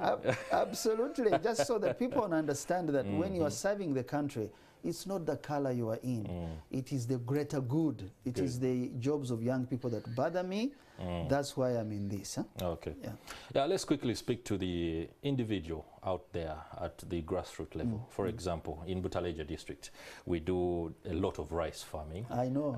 Yeah, a lot of rice farming. But we find ourselves in a position where this rice is not bringing the required or expected returns in terms of, because Uganda is a net importer of rice, for example.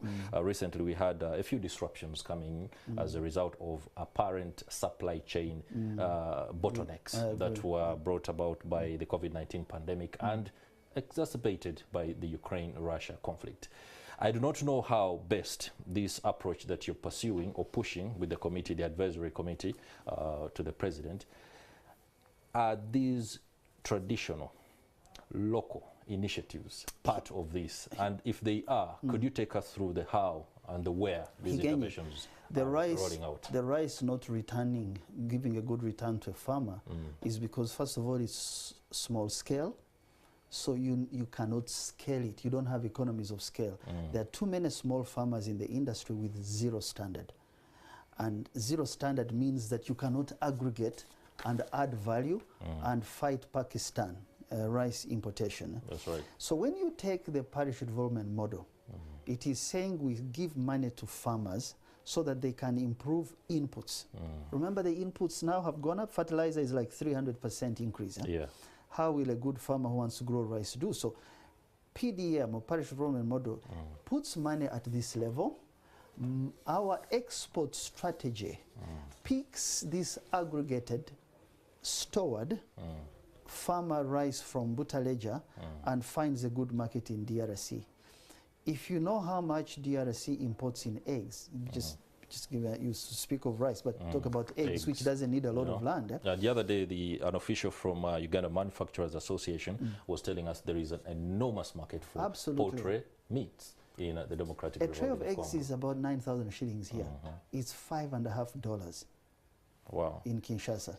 Now, so if you have a connection, now that we become East African community, if you deal with transportation, which our committee is working on, we're working with Uganda Air Cargo to see how you support them to ensure that they can take our goods. That means that a rice farmer in Butaleja, a chicken farmer in Kayunga, a pineapple farmer in Masaka, they will have a market. They'll also have production increases because of parish development model. So we stand in the middle, because you can produce more at a parish level and you have zero market because simply you haven't had intermediation. That's what we're looking for by dealing with the laws, chemicals, aggregation and all those things. It's a lot of work, I can tell you. That's why I said leadership is a burden. No doubt. There is a lot of work. We cannot, of course, delve into the nitty-gritty or just about everything that you're up to on this show. There's always going to be time to continue the conversation.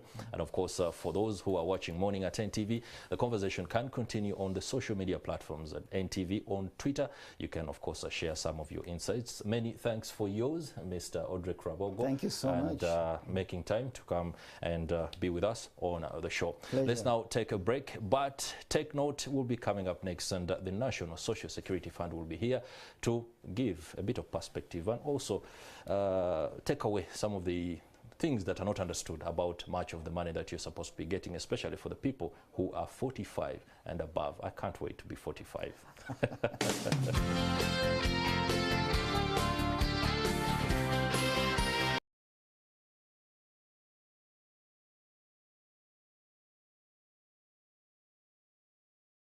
How this will work out. We have George Odongo, a member of the East African Legislative Assembly, and Jen Nalunga, country director of the Satini, Uganda. This is On the Spot.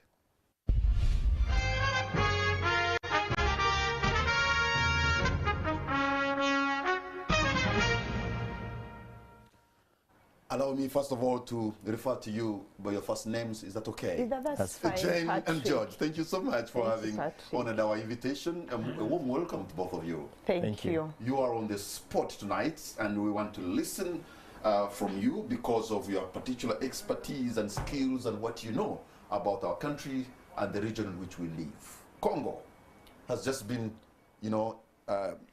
admitted in the East African community, which means the East African community now, from the Atlantic Ocean in the west to the Indian Ocean, that great expanse has come into one community. But I'm going to start with you, George, because you represent us at the East African Legislative Assembly in Arusha. I know the leaders could have gathered, had a meeting and accepted this. But if you go to Kenya, somewhere in Nyahururu, or go to South Sudan, somewhere in Kajokeji, or go to Democratic Republic of Congo, somewhere in Lubumbashi or in Kibate, go to Tanzania, somewhere in Bagamoyo, go to Rwanda, somewhere in Ruhengeri, or come here to Uganda, somewhere in Chawente. Do people care? Do they even know? Patrick, the way our integration is being, there are two approaches to integration. Mm-hmm. There is what you would call the neo-functionalist. That's the one that is largely broad-based. But there is also the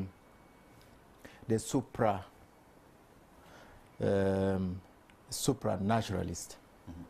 which really emphasizes more on institutions, governments. So the way this integration is being constructed, it's leadership-led. That's the model that we are following, where, governments, it's an intergovernmental cooperation.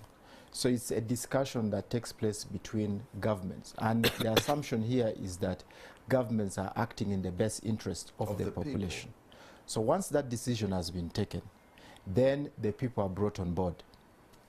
So that's why if you went to Chawente, probably they do not know that we have Democratic Republic of Congo joining the East African community. But with time, they will then be brought on board. Because this East African project, Mr. Honorable George Odong, is not a new thing.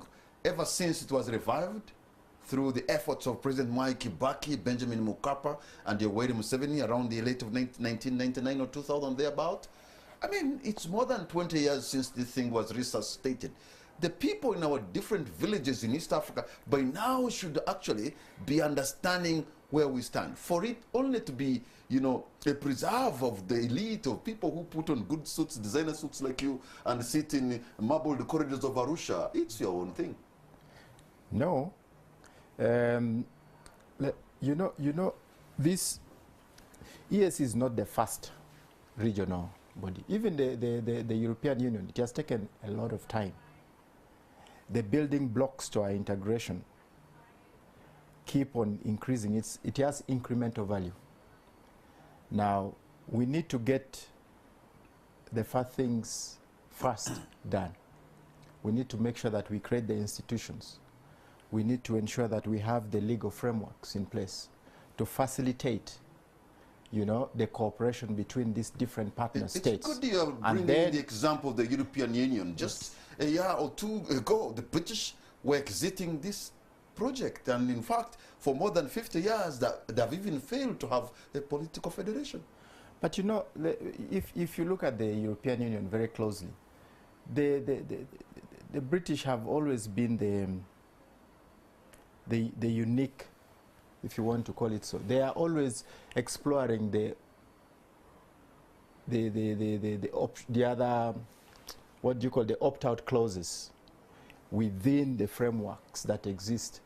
For example, European Union, though it was part of the signed the Maastricht Agreement, did not sign the agreement to join the Schengen countries. It was not. Britain did not join the Eurozone, in spite of the fact that it was part of the European Union. Those are exceptions. But broadly speaking, the European Union is working. And Britain is enjoying the benefits of having been part of the European Union. Let me, okay, well, you know, I started with hounding you, which maybe is not a good thing. So your skills are into negotiations. And at Sertini, you've done a good job. Explain to the people viewing or listening to you tonight, what benefits does Congo bring on the table? Why should we, Uganda, be associating with the Congo with its toxic politics on the day when Congo was admitted? Is the same day when war erupted in the DRC. And we are just joining a group of people, with all respect, that the eastern part of their country that is bigger than Uganda have never been able to manage themselves. Okay, thank you so much, Patrick, and good evening, viewers. So you are going to hound me from after George. You know, it's really interesting the reasons why the East African community is expanding to DRC, because DRC is a problem child. You know, it's like you are saying, maybe it's toxic, really. But in Sertini, we believe in continental unity. We believe that we need to work together as a region, as a continent, if we are to survive within the very cutthroat globalization. We need to be together. And this begs the question then, what kind of regional integration agenda should we be looking at? And for me, I believe really we should have balanced the opportunities and the risks of bringing DRC on board. And I think we should have learned lessons from South Sudan. You know, how did we fare with South Sudan? But I think we also need to remember that DRC is part of COMESA. We are members of COMESA. We have a tripartite, EAC, COMESA and SADC, and maybe we would have explored those other avenues of trading with DRC. And I want to agree with Honorable George that the regional integration agenda has become a political agenda. Yet when you read the treaty, the EAC treaty, it's clear. It should be people-centered, private sector-driven. We have a question mark there. But you don't see the private sector even within the negotiations for the DRC to join the EAC. So for me, I think we need to democratize the way the regional integration project is being run and who is coming on board, so that we can be able to go beyond the politics to look at real actual issue. And we need to see it as a country, as a region, to ask what are those benefits we want to achieve by DRC joining EAC. Can't we get it in any other way? Because you see that another risk DRC joining EAC is because of this budget bow of regional integration. DRC is a member of COMESA, now a member of EAC, a member of SADC, member of ECAS. ECAS SEMACA is the Central African REC, Regional Integration Grouping. You know, already that subscription is going to be a problem, but also the royalty. You are in SADC, you are in ECAS, you are, you know, where is the royalty? But then also, if we are to use our regional integration as blocks for the continental free trade area, then the regs should be very strong. If you can hold on there, Jen, how does a country belong to 2 or 3 different trading blocks? And sometimes those trade blocks have their own objectives and agenda. Exactly. Because if SADC and the EAC, you know, I can imagine EAC ultimate goal is a political federation. How do you subscribe to those and those are all the challenges which we are going to face with DRC being a member of the EAC. Even ECAS, CEMAC, it has its own agenda. But also the mere fact that if you are a member, then you should be a member. You should put your whole into developing that region. But you can't be with one hand here, another hand there, another leg there, and another leg there, and you expect to make a difference or to be an active member of those regional blocks. Honorable George Dong, as a member of the East African Legislative Assembly, we have had a problem, Kampala and Kigali, for almost 3 years national trade. If the East African community of a summit of presidents cannot call the leaders to order, because one of the reasons why we're coming together is about trade. But for 3 years, Kigali and Kampala are not even working together. For 3 years, the East African community can only stand by and watch. What is it for? Patrick, there is a big picture. And I think when you listen to the leadership of the East African community, particularly at the summit level, they articulate the bigger picture issues. And you can tell clearly that, you know, there are economic issues and there are also political issues. Sometimes I look at it more like it's transactional, that, you know, there has got to be a transactional relationship for us to relate. Now, in the case of Uganda and Rwanda, the EAC, the framers of our treaty, did not envisage a situation where, you know, the whole thinking was predicated upon goodwill, political goodwill. The assumption was that there is goodwill between the heads of summit, heads of state, so that if there is a problem between myself and Kamara, then Jen would intervene. Yeah, but you see, if now, you have a regional bloc and then we are acting in a bilateral manner, us and South Sudan, we and Kenya with our sugar and fish exports and milk exports, instead of Arusha sitting and handling our issues, President Yoweri Museveni has to sit with President Uhuru Kenyatta to deal with matters of trade where we are in the common market. We expect the East African community to be having a mechanism that can arbitrate. We cannot be in a bloc and handle issues at a bilateral level. I agree with you, Patrick. As I told you that over the last 20 years, there have been so many learning points as we experience our integration. We do not have enough tools within our toolbox to resolve, say, you know, conflicts between partner states, particularly where heads of state are involved.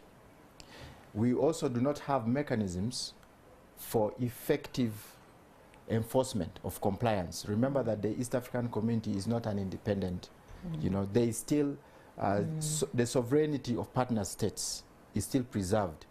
Now, because of sovereignty of partner states, you cannot impose on a partner state the will of the community. So where is this? That's why I was saying. Where is this supranational interest? So that's why I'm saying that the EAC is work in progress, and I think that when we transition into a political confederation, this is the kind of conversation that is going on right now, to see that what are the mechanisms for enforcement of compliance. Because at the moment, how the institution is structured, the different institutions are structured and the organs of the community are structured, there is no mechanism of compliance. Even where we have within the treaty a provision for, say, if a partner state is defaulting, then there is a provision for that partner state to be indicted. That also requires consensus, broad consensus. So the principle of consensus also undermines the speed at which decisions are being made. But this has a historical background to it, Patrick. The history of our EAC is such that the partner states during the first 1967, you'll find that the partner states were had interests. So national politics, national interests were so strong. And when we were coming back to this current, when we were reviving the EAC, the framers of this new dispensation were cautious about that and still maintained the supremacy of national, of partner states. Now, that has been, that has caused a problem because we do not have a mechanism of resolving these issues. The conversations recently were around, you know, the panel of experts is now looking at how do we enforce compliance in an environment where partner states are sovereign. Now that discussion is ongoing right now. Okay, Jen, you're more interested in matters of trade and negotiation. I can see people are celebrating. Our population has increased by 50% of the East African community now that Congo has joined us. Almost 300 million people from the Atlantic Sea to the Indian Ocean. And so that's a big common market, I suppose. But it's a common market of people who are poor. In other words, it's common poverty. What is it? Is. Yeah. What is our purchasing power? Well, even if you had goods and you're sending them to Congo or wherever it is, at the end of the day, you're going to produce goods for the poor people. Yeah, I think it's really important to be clear why we are into the regional integration project. And I think for me, we are going offline, you know, because regional integration should be about the people, raising the standard of living of the people, ensuring that we pool as a region our resources so that we can be able to industrialize, produce more, create jobs, promote regional value chains, you know, looking at that higher level. And for me, I think it would also reduce on the competition. You talked about the sugar. We are producing sugar, you know. We want to sell sugar to Kenya. Kenya momias, they have their sugar. Then there is a problem. But if we can be able to look at regional value chains, the DRC is coming on board, and we can be able to look at what resources do they have, what regional value chains can we develop, get people out of poverty. But now we are looking at the market, you know. It's like we have vouchers, all of us, which market we are going to sell this. But the people are poor. DRC is a contradiction. It's the richest country, but with the poorest people. In fact, I was reading somewhere that the minerals which are not yet exploited total up the value around $24 trillion. Just the minerals. The richest country in the world. Exactly, but it's with the poorest people, you know, insecurity and all that. For me, what I think is we need to go back on the drawing board, look at why are we coming together as a region. We are reducing regional integration into markets. What are we getting? Rwanda, Kenya, Kenya is getting KCB, Equity, Brookside, Uganda. What are we? It's like grabbing. What are we grabbing there? And I think we need to look at alternatives to regional integration. George, have we really sorted our leadership and governance issues? Running, for example, Uganda like a business, like Uganda Incorporated, because that would mean something. When you look at Kenya, they seem to have taken a step in sorting their leadership issues, their politics. In August, maybe they will be able to have a smooth, change of power, and somebody else will come in. But other countries, there's a lot of work to do. In South Sudan, just 3-4 days ago, Riek Machar was saying he had been surrounded by government forces. The government of national unity is so shaky and so wobbly. In Congo, war is constant. We have the United Nations peacekeeping force, the biggest peacekeeping force in the world, taking the biggest part of the budget for 20 years. 20 years, they have failed even solve the issues of Congo. In Uganda, our political question has never been followed, has not been sorted. We've never had any, not even once, smooth transition of power. If we have not been able to solve our politics, our leadership, even when we come together, we are coming together in a region that is, an island of chaos. Patrick, governance is work in progress. Fixing our governance issues, if we are to wait that until we fix our governance issues, for example, Congo has been in such a situation since the 1960s up to now. When do you think that Congo is going to fix its problems so that it can, become part of, the environment that you're trying to suggest here? What the EAC proposes is that we can fix our governance issues while working together on matters of economics, on the economy. So the economic cooperation goes with political cooperation and social integration. So there are three benefits that are anticipated under our integration agenda. There is the political, there is economic, and then there is social. All of them go hand in hand. The thinking is that if we drive trade and therefore enhance the prosperity of the people, then people will selfishly guard, they will selfishly guard, protect their interests, and therefore that will motivate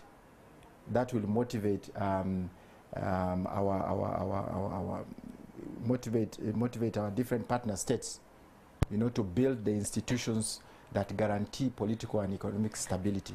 So it's not that we are going to wait until we fix the economic issues or we fix the political issues.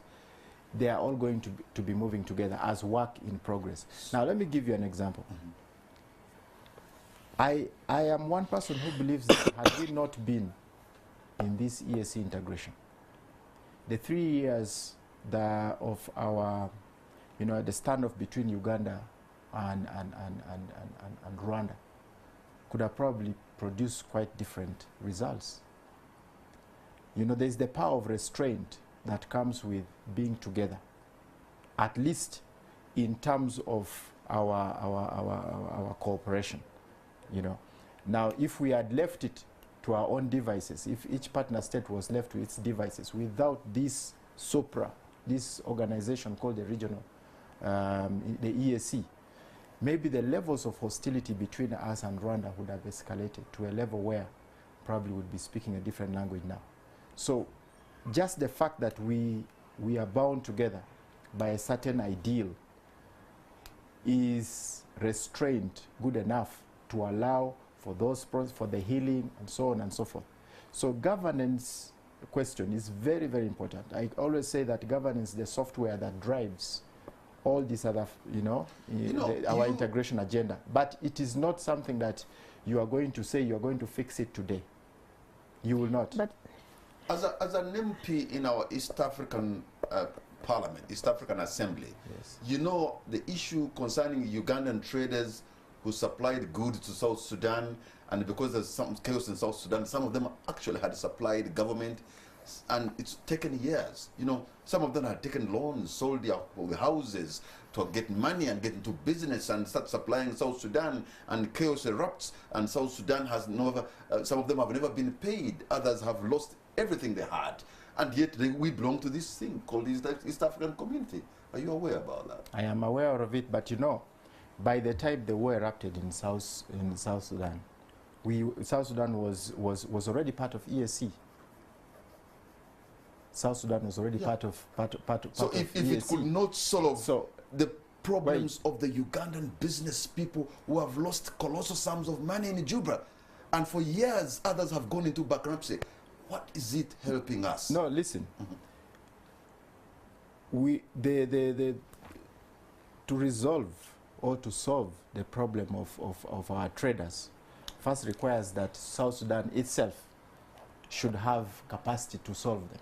South Sudan is still grappling internally, and as far as we are concerned, as far as EAC is concerned, you do not interfere with the internal politics of a partner state, because we are still sovereign states. So there is no way the East African Community can go and try to impose, you know, try to impose a solution to the South Sudanese. The South Sudanese can be facilitated to resolve that matter. So as long as the South Sudanese haven't resolved, you know, their leadership, their governance question, it's very difficult for us to say now, oh, you know, let's get our president. That's why President Museveni came in and said, we are going to work very closely with the government of South Sudan. Government of Uganda will compensate the traders, and then we'll talk to the government of South Sudan, because at the moment there is a serious problem going on in South Sudan that undermines their capacity to compensate the traders in Uganda. So, you know, we don't interfere. We do not. Okay. It's a principle of the community that you don't interfere in the internal matters, particularly governance matters of the... Jane, before we take a break, I want an explanation from you on this very issue. On the same day that DRC is admitted into the East African Community, is the same day the DRC is accusing a partner state for having sent soldiers across the border to, you know, incursions into their country. On the day when the leaders are on a virtual meeting admitting Felix Tshisekedi's country, is the day Felix Tshisekedi's country is pointing and accusing finger of Kigali. I mean, how is that going to work? Is the day when we have an influx of refugees through Bunagana and to Kisoro in tens of thousands? Yeah, Patrick, the issues you are raising have been raised by all the East Africans. What's happening, you know? And also, I was saying when we started this conversation about learning lessons from South Sudan. So how do you then encourage our private sector to go and invest in DRC, you know, with that very fluid, volatile situation, you know? So maybe we need to reassess. We need to look at, maybe we still have time, because we need to work out a roadmap up to September. Maybe these are issues which need to be discussed. But I think what's also important is for our private sector to know what they are going into, you know, so that we don't repeat what happened in South Sudan. You know, some of our private sector can be quick, you know. Somebody says, oh, money is there, you go borrow, go and invest, you get a, you know, you get a killing. But I think our private sector should be educated.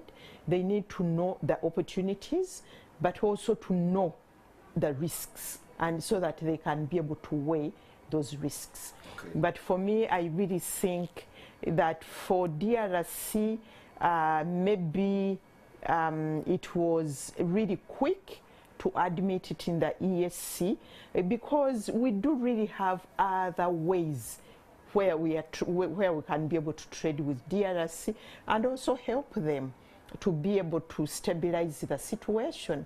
We have been in DRC, you know, assisting them to to address the ADF issue, they haven't been part of the ESC.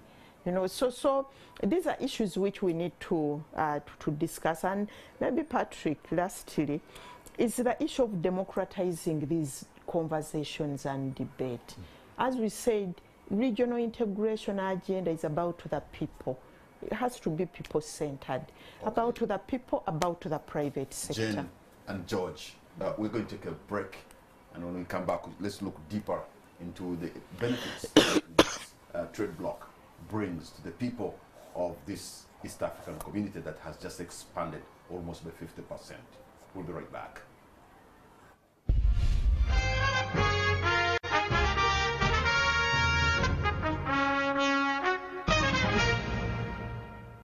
Welcome back. You're watching On the Spot. My name is Patrick Kamara, and my guests tonight are Jen Nalunga from Siatini and Honorable George Odong, who's a member of the East African Legislative Assembly, and we're discussing the DRC joining the East African community. Okay, so now the benefits were told us the benefits are immense, and Uganda has been building roads, by the way, into the DRC for economic benefit. I'm told we get quite a lot of money from the DRC by trading with it, but we already have something huge, you know, bringing together the African continent, the Africa Continental Free Trade Area. And that alone, if we're talking about business, is such a huge thing. From Cape Town to Cairo, you know, it came into force a few years back. Most of African countries have ratified the Africa Free Continental Trade Area. That would be a good vehicle for us to do our business and expand our economy, Jen. You know, Uganda doesn't lack markets. Whether it's the ESC, expanded ESC to DRC, whether it's the tripartite SADC, COMESA, ESC, whether the Continental Free Trade Area, whether AGOA, whether the European Union, who told us bring everything but arms. The markets are there. And for me, I believe that CFTA, the Continental Free Trade Area, or even the expanded East African community, is a market like any other market. But the issue for Uganda is what products, whether services or goods, are we putting in those markets. And that's, for me, an issue which we need really to seriously consider, that we put in a lot of money to, for example, you were saying, build roads in DRC, pacify South Sudan, but what are those products have we developed which we can be able to sell?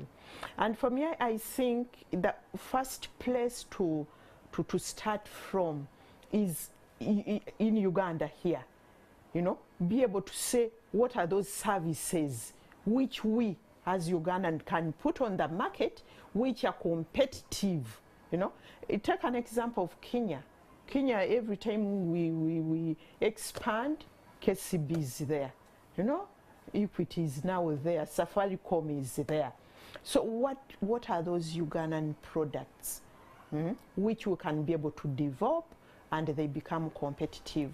Because, you know, Patrick, trade is about a market, a specific market and a specific product. And that product has to be specific in terms of quality, in terms of quantity. That we have the CFTA or we have now DRC. What product are we sending there? Is it maize? Okay. In what quantities, so our legislators, people like the Honorable George Odong should be able to answer that, because actually Jen has brought a very good issue. It appears our brothers in the East, the Republic of Kenya, have understood the game, because we sent our men and women into South Sudan for peace protection, and, you know, unless they went and stabilized South Sudan, they died for South Sudan. There, you know. We sent our men and women and are still there in Somalia to stabilize Somalia. They are there. They have died. Ugandan blood has been shed in Somalia, and so is in Congo. But when we come out, The Kenyans are able to make money in South Sudan, to make money in Somalia. They'll be able to make money in Congo like they have made money elsewhere. Why? Look at our businesses. We do not have a huge business entity that is operating in the region. The Kenyans are here. They're making money in Equity Bank. They're making money in KCB. They're making money in insurance. They're making money until recently into supermarkets. They're making money even right here. Hello, even right here where we are. I didn't want to say that. I think we shouldn't begrudge Kenyans for making money. No, we are not begrudging them. We want to learn lessons. Why can't we learn from them? Exactly. We learn. So, you know, let us learn. Absolutely. I agree with you that, you see, once we put our boots on the ground to pacify, for example, we pacified South Sudan, and then, of course, went back to a bad situation where it is right now, but still there are efforts towards pacifying South Sudan. Our idea is that we should create an environment that should enable our businesses to flourish, whatever small they may be. I was expecting Jen to tell us here that when South Sudan was peaceful, it was one of our biggest markets. One of our biggest markets. Don't mind the fact that we were selling tomatoes, you know, oranges, potatoes, and so on and so forth, because the people who are doing that business are Ugandans. And they are coming from all over. They come from Masaka, they come from Apache, they come from Lira, and so on and so forth. It's a good thing for our country. You know, the market should not only be, you know, it's an elitist view to think that market should only be for highly finished products. We can't be very competitive when it comes to high-end products, but we can still, our competitive advantage is in food, and which we are producing. So the idea should be that, can we scale up? Can we then change our strategy so that even as we sell potatoes, even as we sell, you know, granules, even as we sell goats, we can also go into value addition and scale up. But while the market, I agree. Exists, so I think what we should be doing is, let us look internally. Are we having conversations about what strategy as a country we have to make sure that we take advantage of our EAC integration? That doesn't in any way discount the fact that regional integration is an important part of our growth strategy. I want to believe that our competitive advantage, real and competitive advantage, is in the area of agriculture. Because until before Congo was admitted into the East African community, half of East Africa's arable land was here in Uganda. Maybe now 70% of that land is going to be in the Congo. But if we're having understood that is where our strength is, there hasn't been a deliberate effort to invest in the area of agriculture and agro-processing, so that we deal with what God has given us and take it to a level where nobody can even dare to compete. That's why I was thinking that I wish in this conversation we're having, we had some people from Ministry of Finance, other people from the Ministry of Planning, and so on and so forth. You are the policy makers, you tell them. Yeah, we provide the policy framework. But you see, in terms of national strategy, that is not our work as regional legislators. That comes down to the frontline, you know, officers who are working in our different ministries. They're thinking about how we can advance our national interests vis-a-vis our regional integration. Is the work of our policymakers at the different ministries aligned to the regional agenda? Is the work of our, you know, strategic thinkers in the different sectors of our government? So we need really to have that conversation. And I think that's where the missing link is, for us to come together and focus and say, okay, now, if we have put our boots in the Democratic Republic of Congo, we are building roads, you know, we are setting up infrastructure in the Democratic Republic of Congo. So what? So we need to ask the question, so what? Now, that's not a question that should come from Arusha. That's the question that should come from our partner states here. The thinking should be here, that how do we leverage on the infrastructure, on the investment of infrastructure in the Eastern Democratic Republic of Congo? We have the longest borderline between Uganda and Congo, flying from Arua up to Bundibujo. No, up to Kisoro. Up to Kisoro. Yeah. Up to from Vura to Virunga. Exactly. So what are we doing as a country to take advantage of that? You will not expect that that is going to come from Arusha. Arusha is going to give you the broader framework. It's going to give you this, you know, superstructure, call it so. The rest of the groundwork is for the country to think through it and come out with strategies aligned to that regional agenda. But you know, Jen, there are still some kind of mutual suspicions among these partner states. Some years back, there was a research conducted asking the people on the whole idea of the East African integration. and I'm told the people of Tanzania were so suspicious about their land that the Kenyans and Ugandans are likely to grab their land. Probably have heard about it. But also, there was something as funny as the Kenyan women, so scared that you open up the borders, the Ugandan women will steal our men. It may look funny, but it was captured in the research. Anyway, that mutual suspicion, how do you deal with it? Okay.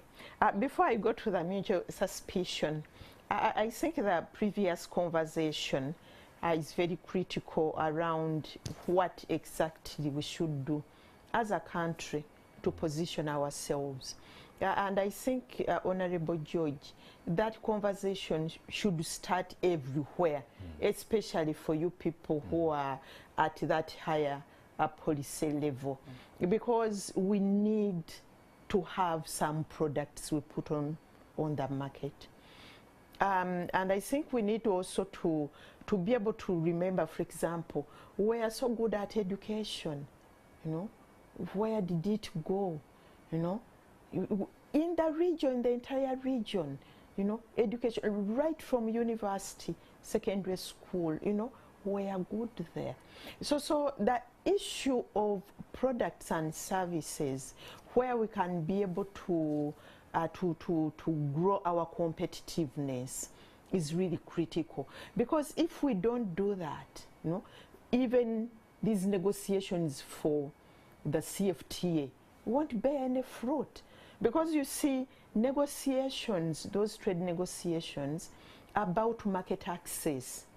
Like somebody you knock and you say, enter, but the door is locked. You have to go and open that door.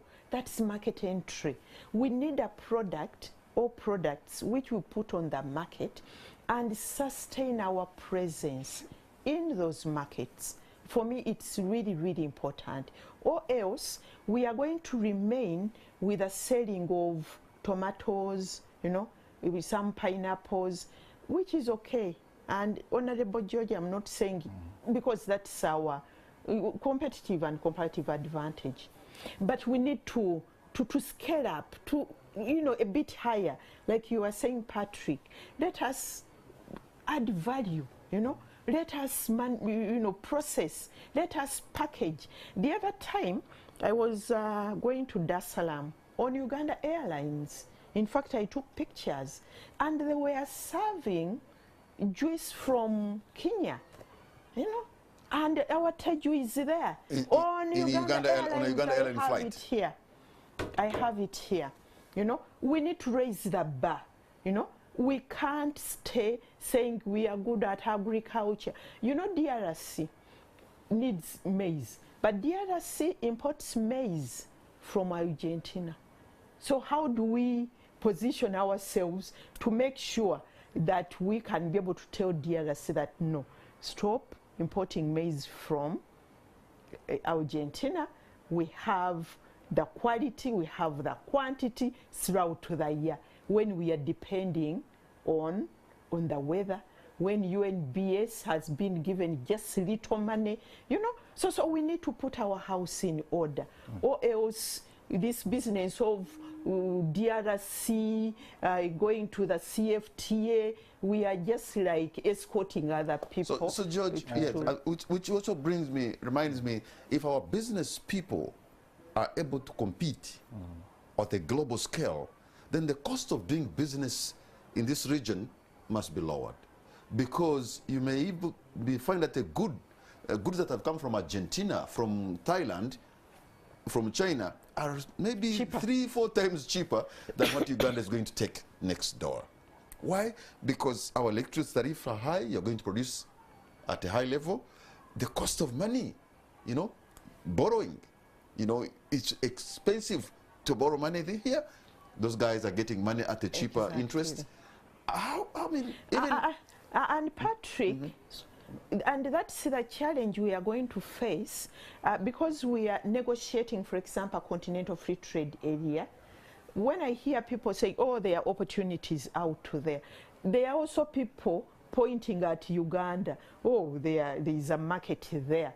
So we end up becoming a market for the other. Net importer. Exactly. So how do we avoid that? How do we lower the cost of doing business? And if you lower that, then our produce will be able to compete in the region or even at the continental level.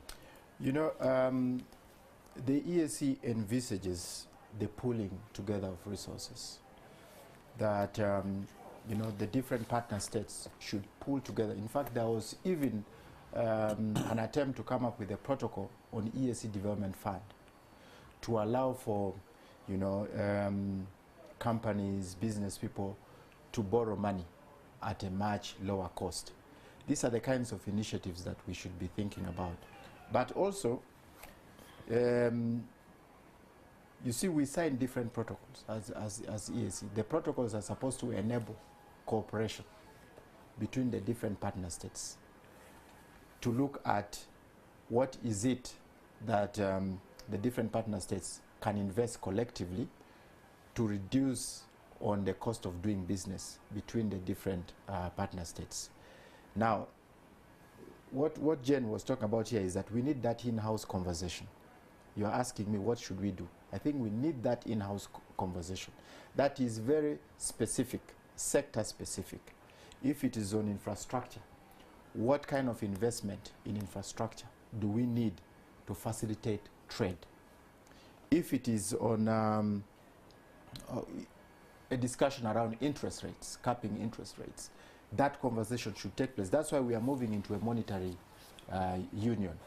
Although it is taking much longer period, but it's a kind of conversation that the different partner states should engage in, so that, you know, you have common interest rates. A person should in Kenya should borrow at the same rate as a Ugandan, so that, you know, you are all competitive. The reason why we were having issues with different interest rates with actually the European Union when we were negotiating the economic partnership agreement was because we said, you know, the farmers in Europe are subsidized. The cost of production in Europe is much lower. So their products, they're just going to dump into the East African Community region. But why don't we have a conversation here within the region in order to facilitate farmers, so that, you know, if you're talking about maize, for example, then you should zone out the region and say, you know, maize is much cheaper to be produced in Uganda than us having a tug of war between Uganda and now Kenya and so on. But those are conversations that should take place between the different sectors. When the East African community was revived, there were 4 stages this community should have was supposed to take. In fact, by 2012, all the stages were supposed to have been concluded, from the customs union to the common market to the monetary union and the political federation. Yes. Now, we have gotten the two, the customs union and the common market. Yes. There's no monetary union and there's no political federation. And yet we are almost 9 years off target, despite of the fact that we had something called the fast-tracking, you know, East African fast-tracking entities. I don't know what they fast-tracked. You know, Patrick, there is what we call the principle of consensus, and I mentioned it initially. The principle of consensus, I think that has been the elephant in the room. Consensus under the EAC, it has even been taken for interpretation, the East African Court. What is the meaning of consensus? And the court threw it back and said it's a political decision. And for EAC, consensus means all the 6 partner states must agree. Now, because of that, most of the decisions take a lot of time to arrive, you know, for member states to decide. Now it has taken a longer period, but I'll tell you that it is better take a long period and all of you are on board than to try and say let 4 people go and leave 2 behind.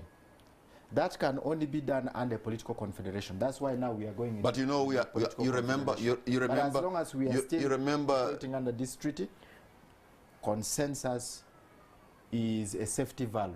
You remember the coalition of the willing? Sure. You remember the coalition of the willing? Yes.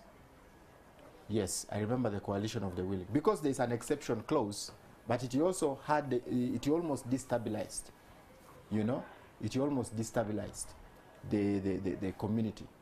And that's why there has been emphasis on that principle of consensus, so that whatever strategic decision that the community is taking, it should be that all the 6 partner states are agreeable to it. It's a very slow one, it is very painful, but it's worth it. It's worth it if you look at it. Jen, if we look at, for example, in the tourism sector, where probably could also compete in hospitality industry and all that, Kenya has gone so far that if you visited any 3-star hotel or 5-star hotel, okay, there are not many 5-star hotels in Uganda. By the way, Ugandans do not own any 5-star hotel, unfortunately, including here at the Serena where we are. If you went is in 3-star or 4-star, wherever they are, whether it is in Fort Portal, my home city, or whether it is in Imbarara or somewhere, the top management of those hotels are going to be Kenyans. The top chefs are going to be Kenyans. And I have nothing against them, but I find it hard that I find it funny and sad that Ugandans are not learning. In the area, in the 60s and 70s, Uganda was taking top management of the Kenyan hotels was in the hands of Ugandans. How we ceded that power, no one knows. But I think that's a decision which Ugandans have taken. It's a decision, really. You go to Tanzania, you can't find that happening. In fact, Tanzania, they are so strict when it comes to work permits. I have a friend who had to leave after, was it 4 years? And they said, bring evidence. They told his organization he was working for that organization to bring evidence whether there is no Tanzanian who can do that job. You know? So it's us as Ugandans and our skewed thinking that a certain nationality can do a better job than us, which is really a pity. And it goes back to how we can be able to position ourselves. But is it really the thinking, yes, or also the reality? Because there has been a research that don't say that research. Jen, I have heard. Don't say that research. That we do not only have an employment problem in Uganda, that even our graduates are unemployable. They are, but also other countries. Not my words, Jen. They are graduates and unemployable. You know, it isn't just common to Uganda alone. It's the nature of the education and what the markets are demanding. You know, we need to work on it. But don't say that some countries members, one person can do 10 people. No, that's propaganda, and I don't agree. Ugandans, our children are very brilliant and they can do good work.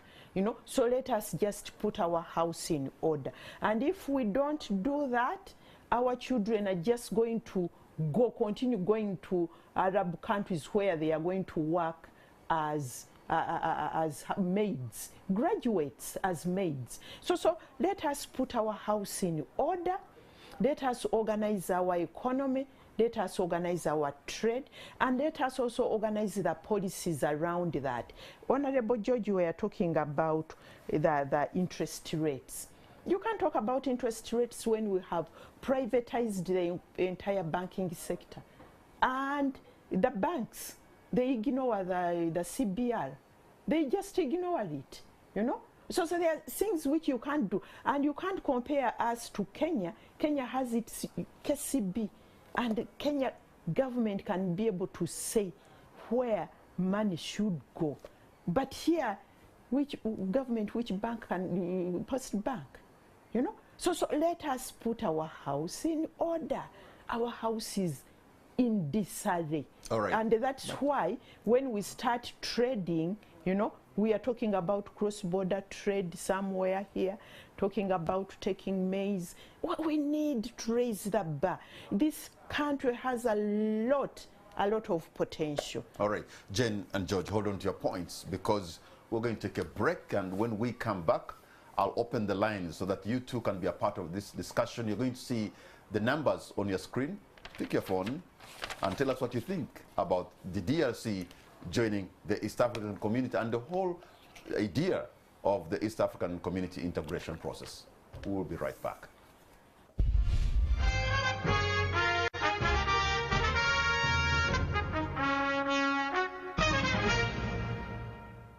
Welcome back. You're watching On The Spot. My name is Patrick Amara. My guests tonight are Jen Nalunga and Honorable Jojo Dong, and we're discussing the DRC joining the East African community and what would that mean for the people in this region that now stretches from the Indian Ocean to the Atlantic Ocean. This is the moment when you get to have your say. You're going to see the numbers on the screen. Please pick your phone, call us and tell us what you think. Make it precise and concise so that we can get as many views as possible. As I wait for your calls, let me continue engaging the guests tonight. You know, I know, Honorable George, President Yoweri Museveni must be really happy on the NRM government because I have not seen any leader on the African continent who is so focused on the integration of Africa, the integration of the region, African Pan-Africanism. Now, when you add Africa's second largest country on the group, considering it was the biggest proponent. Let me first take this. I have a call line. Hello. Hello. I have a call line. Looks like we dropped that line. If you add Africa's second largest country on the block, considering that President Yoweri Museveni has been at the far front of this drive, he must be a very happy man because this is just right within what he has always fought for. Of course, he's happy because that has been his dream. He has been talking about Pan-Africanism. Hello? Yes, we have a caller line. Hello. Yes, thanks for the program. Your name, sir, and where are you calling from? My name is Jeffrey. I'm calling from Gayaza. Okay, you're on air, Jeffrey. Yes, I thank the president for advocating for more countries to join the East African community. Yes. The challenge we have is that the government lacks institutionalized support to our traders or companies.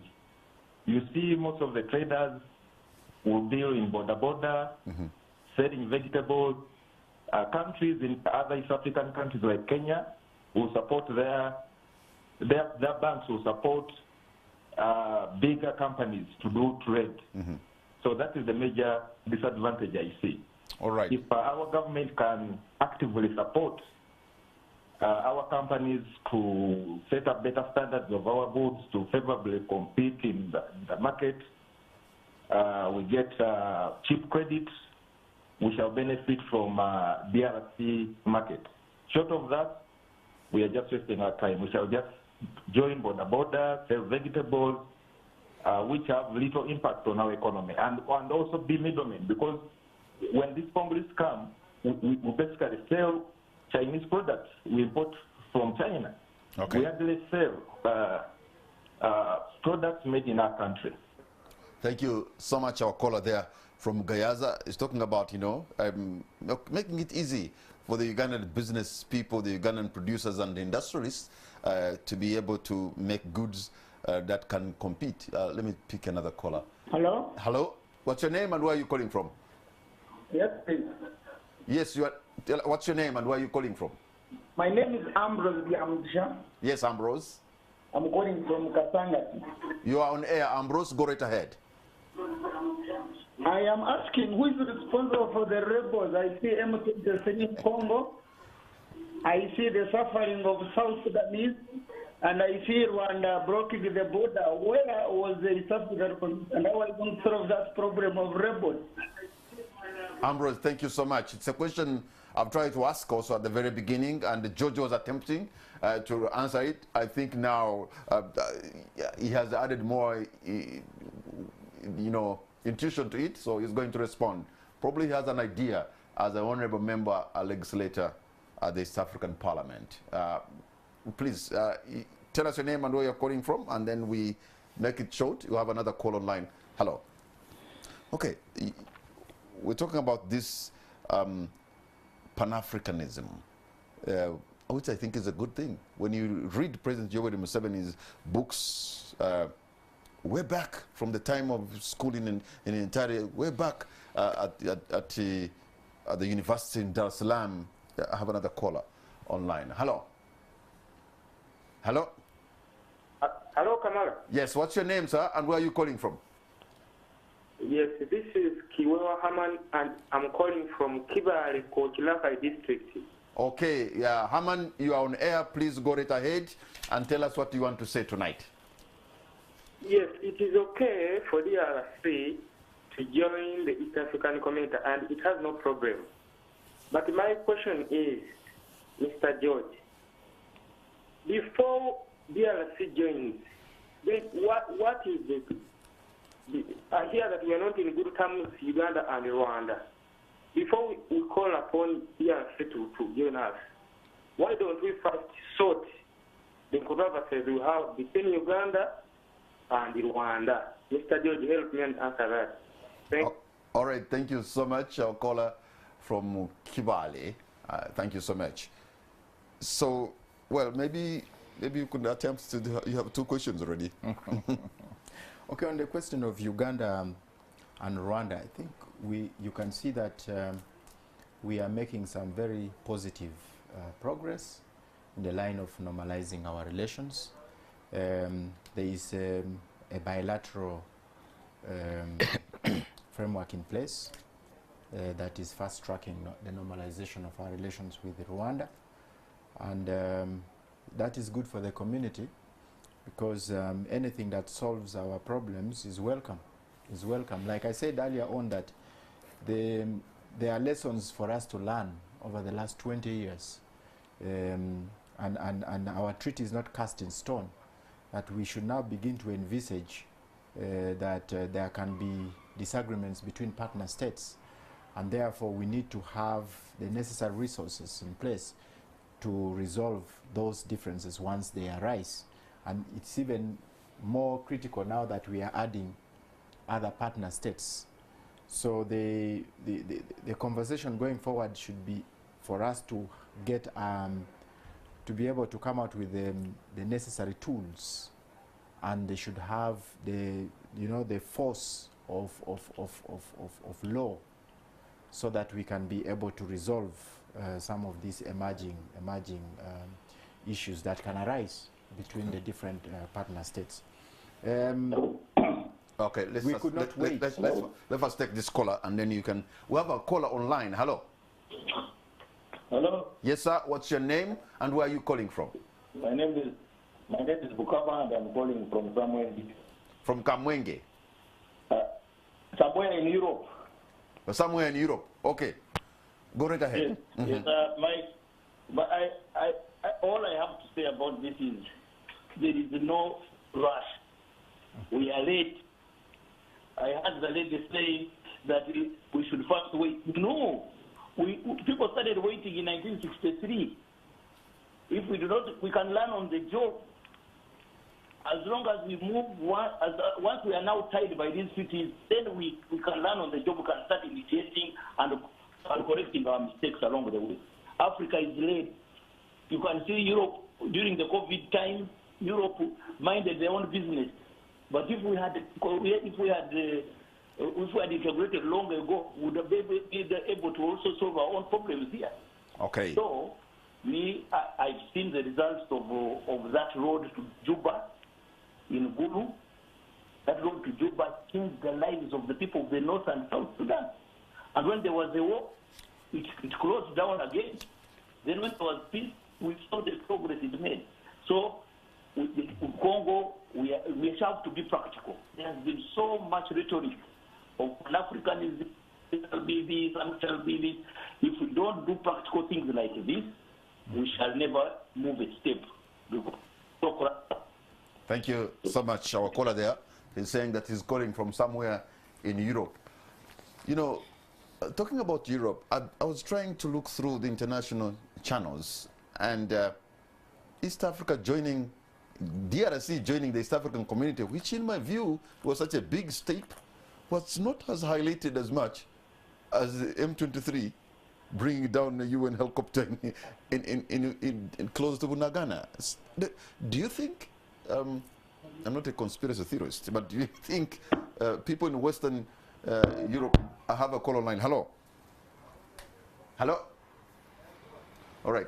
But does that surprise you really, Patrick? Is it surprising that you can see that the Western media is concentrating on the bad news? It's not the first time that they are doing that. In any case, do you think they are happy that the DRC has joined the East African community? I don't think so. Because you see, like Jen earlier on said, that, you know, DRC is a contested zone. There are so many interested parties, everyone tearing DRC apart. So when DRC begins to, you know, to establish and build relations and say this is where we want to be. This is where we want to be. I don't think the other parties are happy with it. I think the regional leaders have to watch out for the parties interested in the DRC, because this could just get into their interest, and I think that's what our caller from Europe was saying. And I'm looking at probability of the Horn of Africa, Ethiopia, which is by, I think, population could be the second largest country in Africa, over 100 million people, joining here, and Somalia, by the way.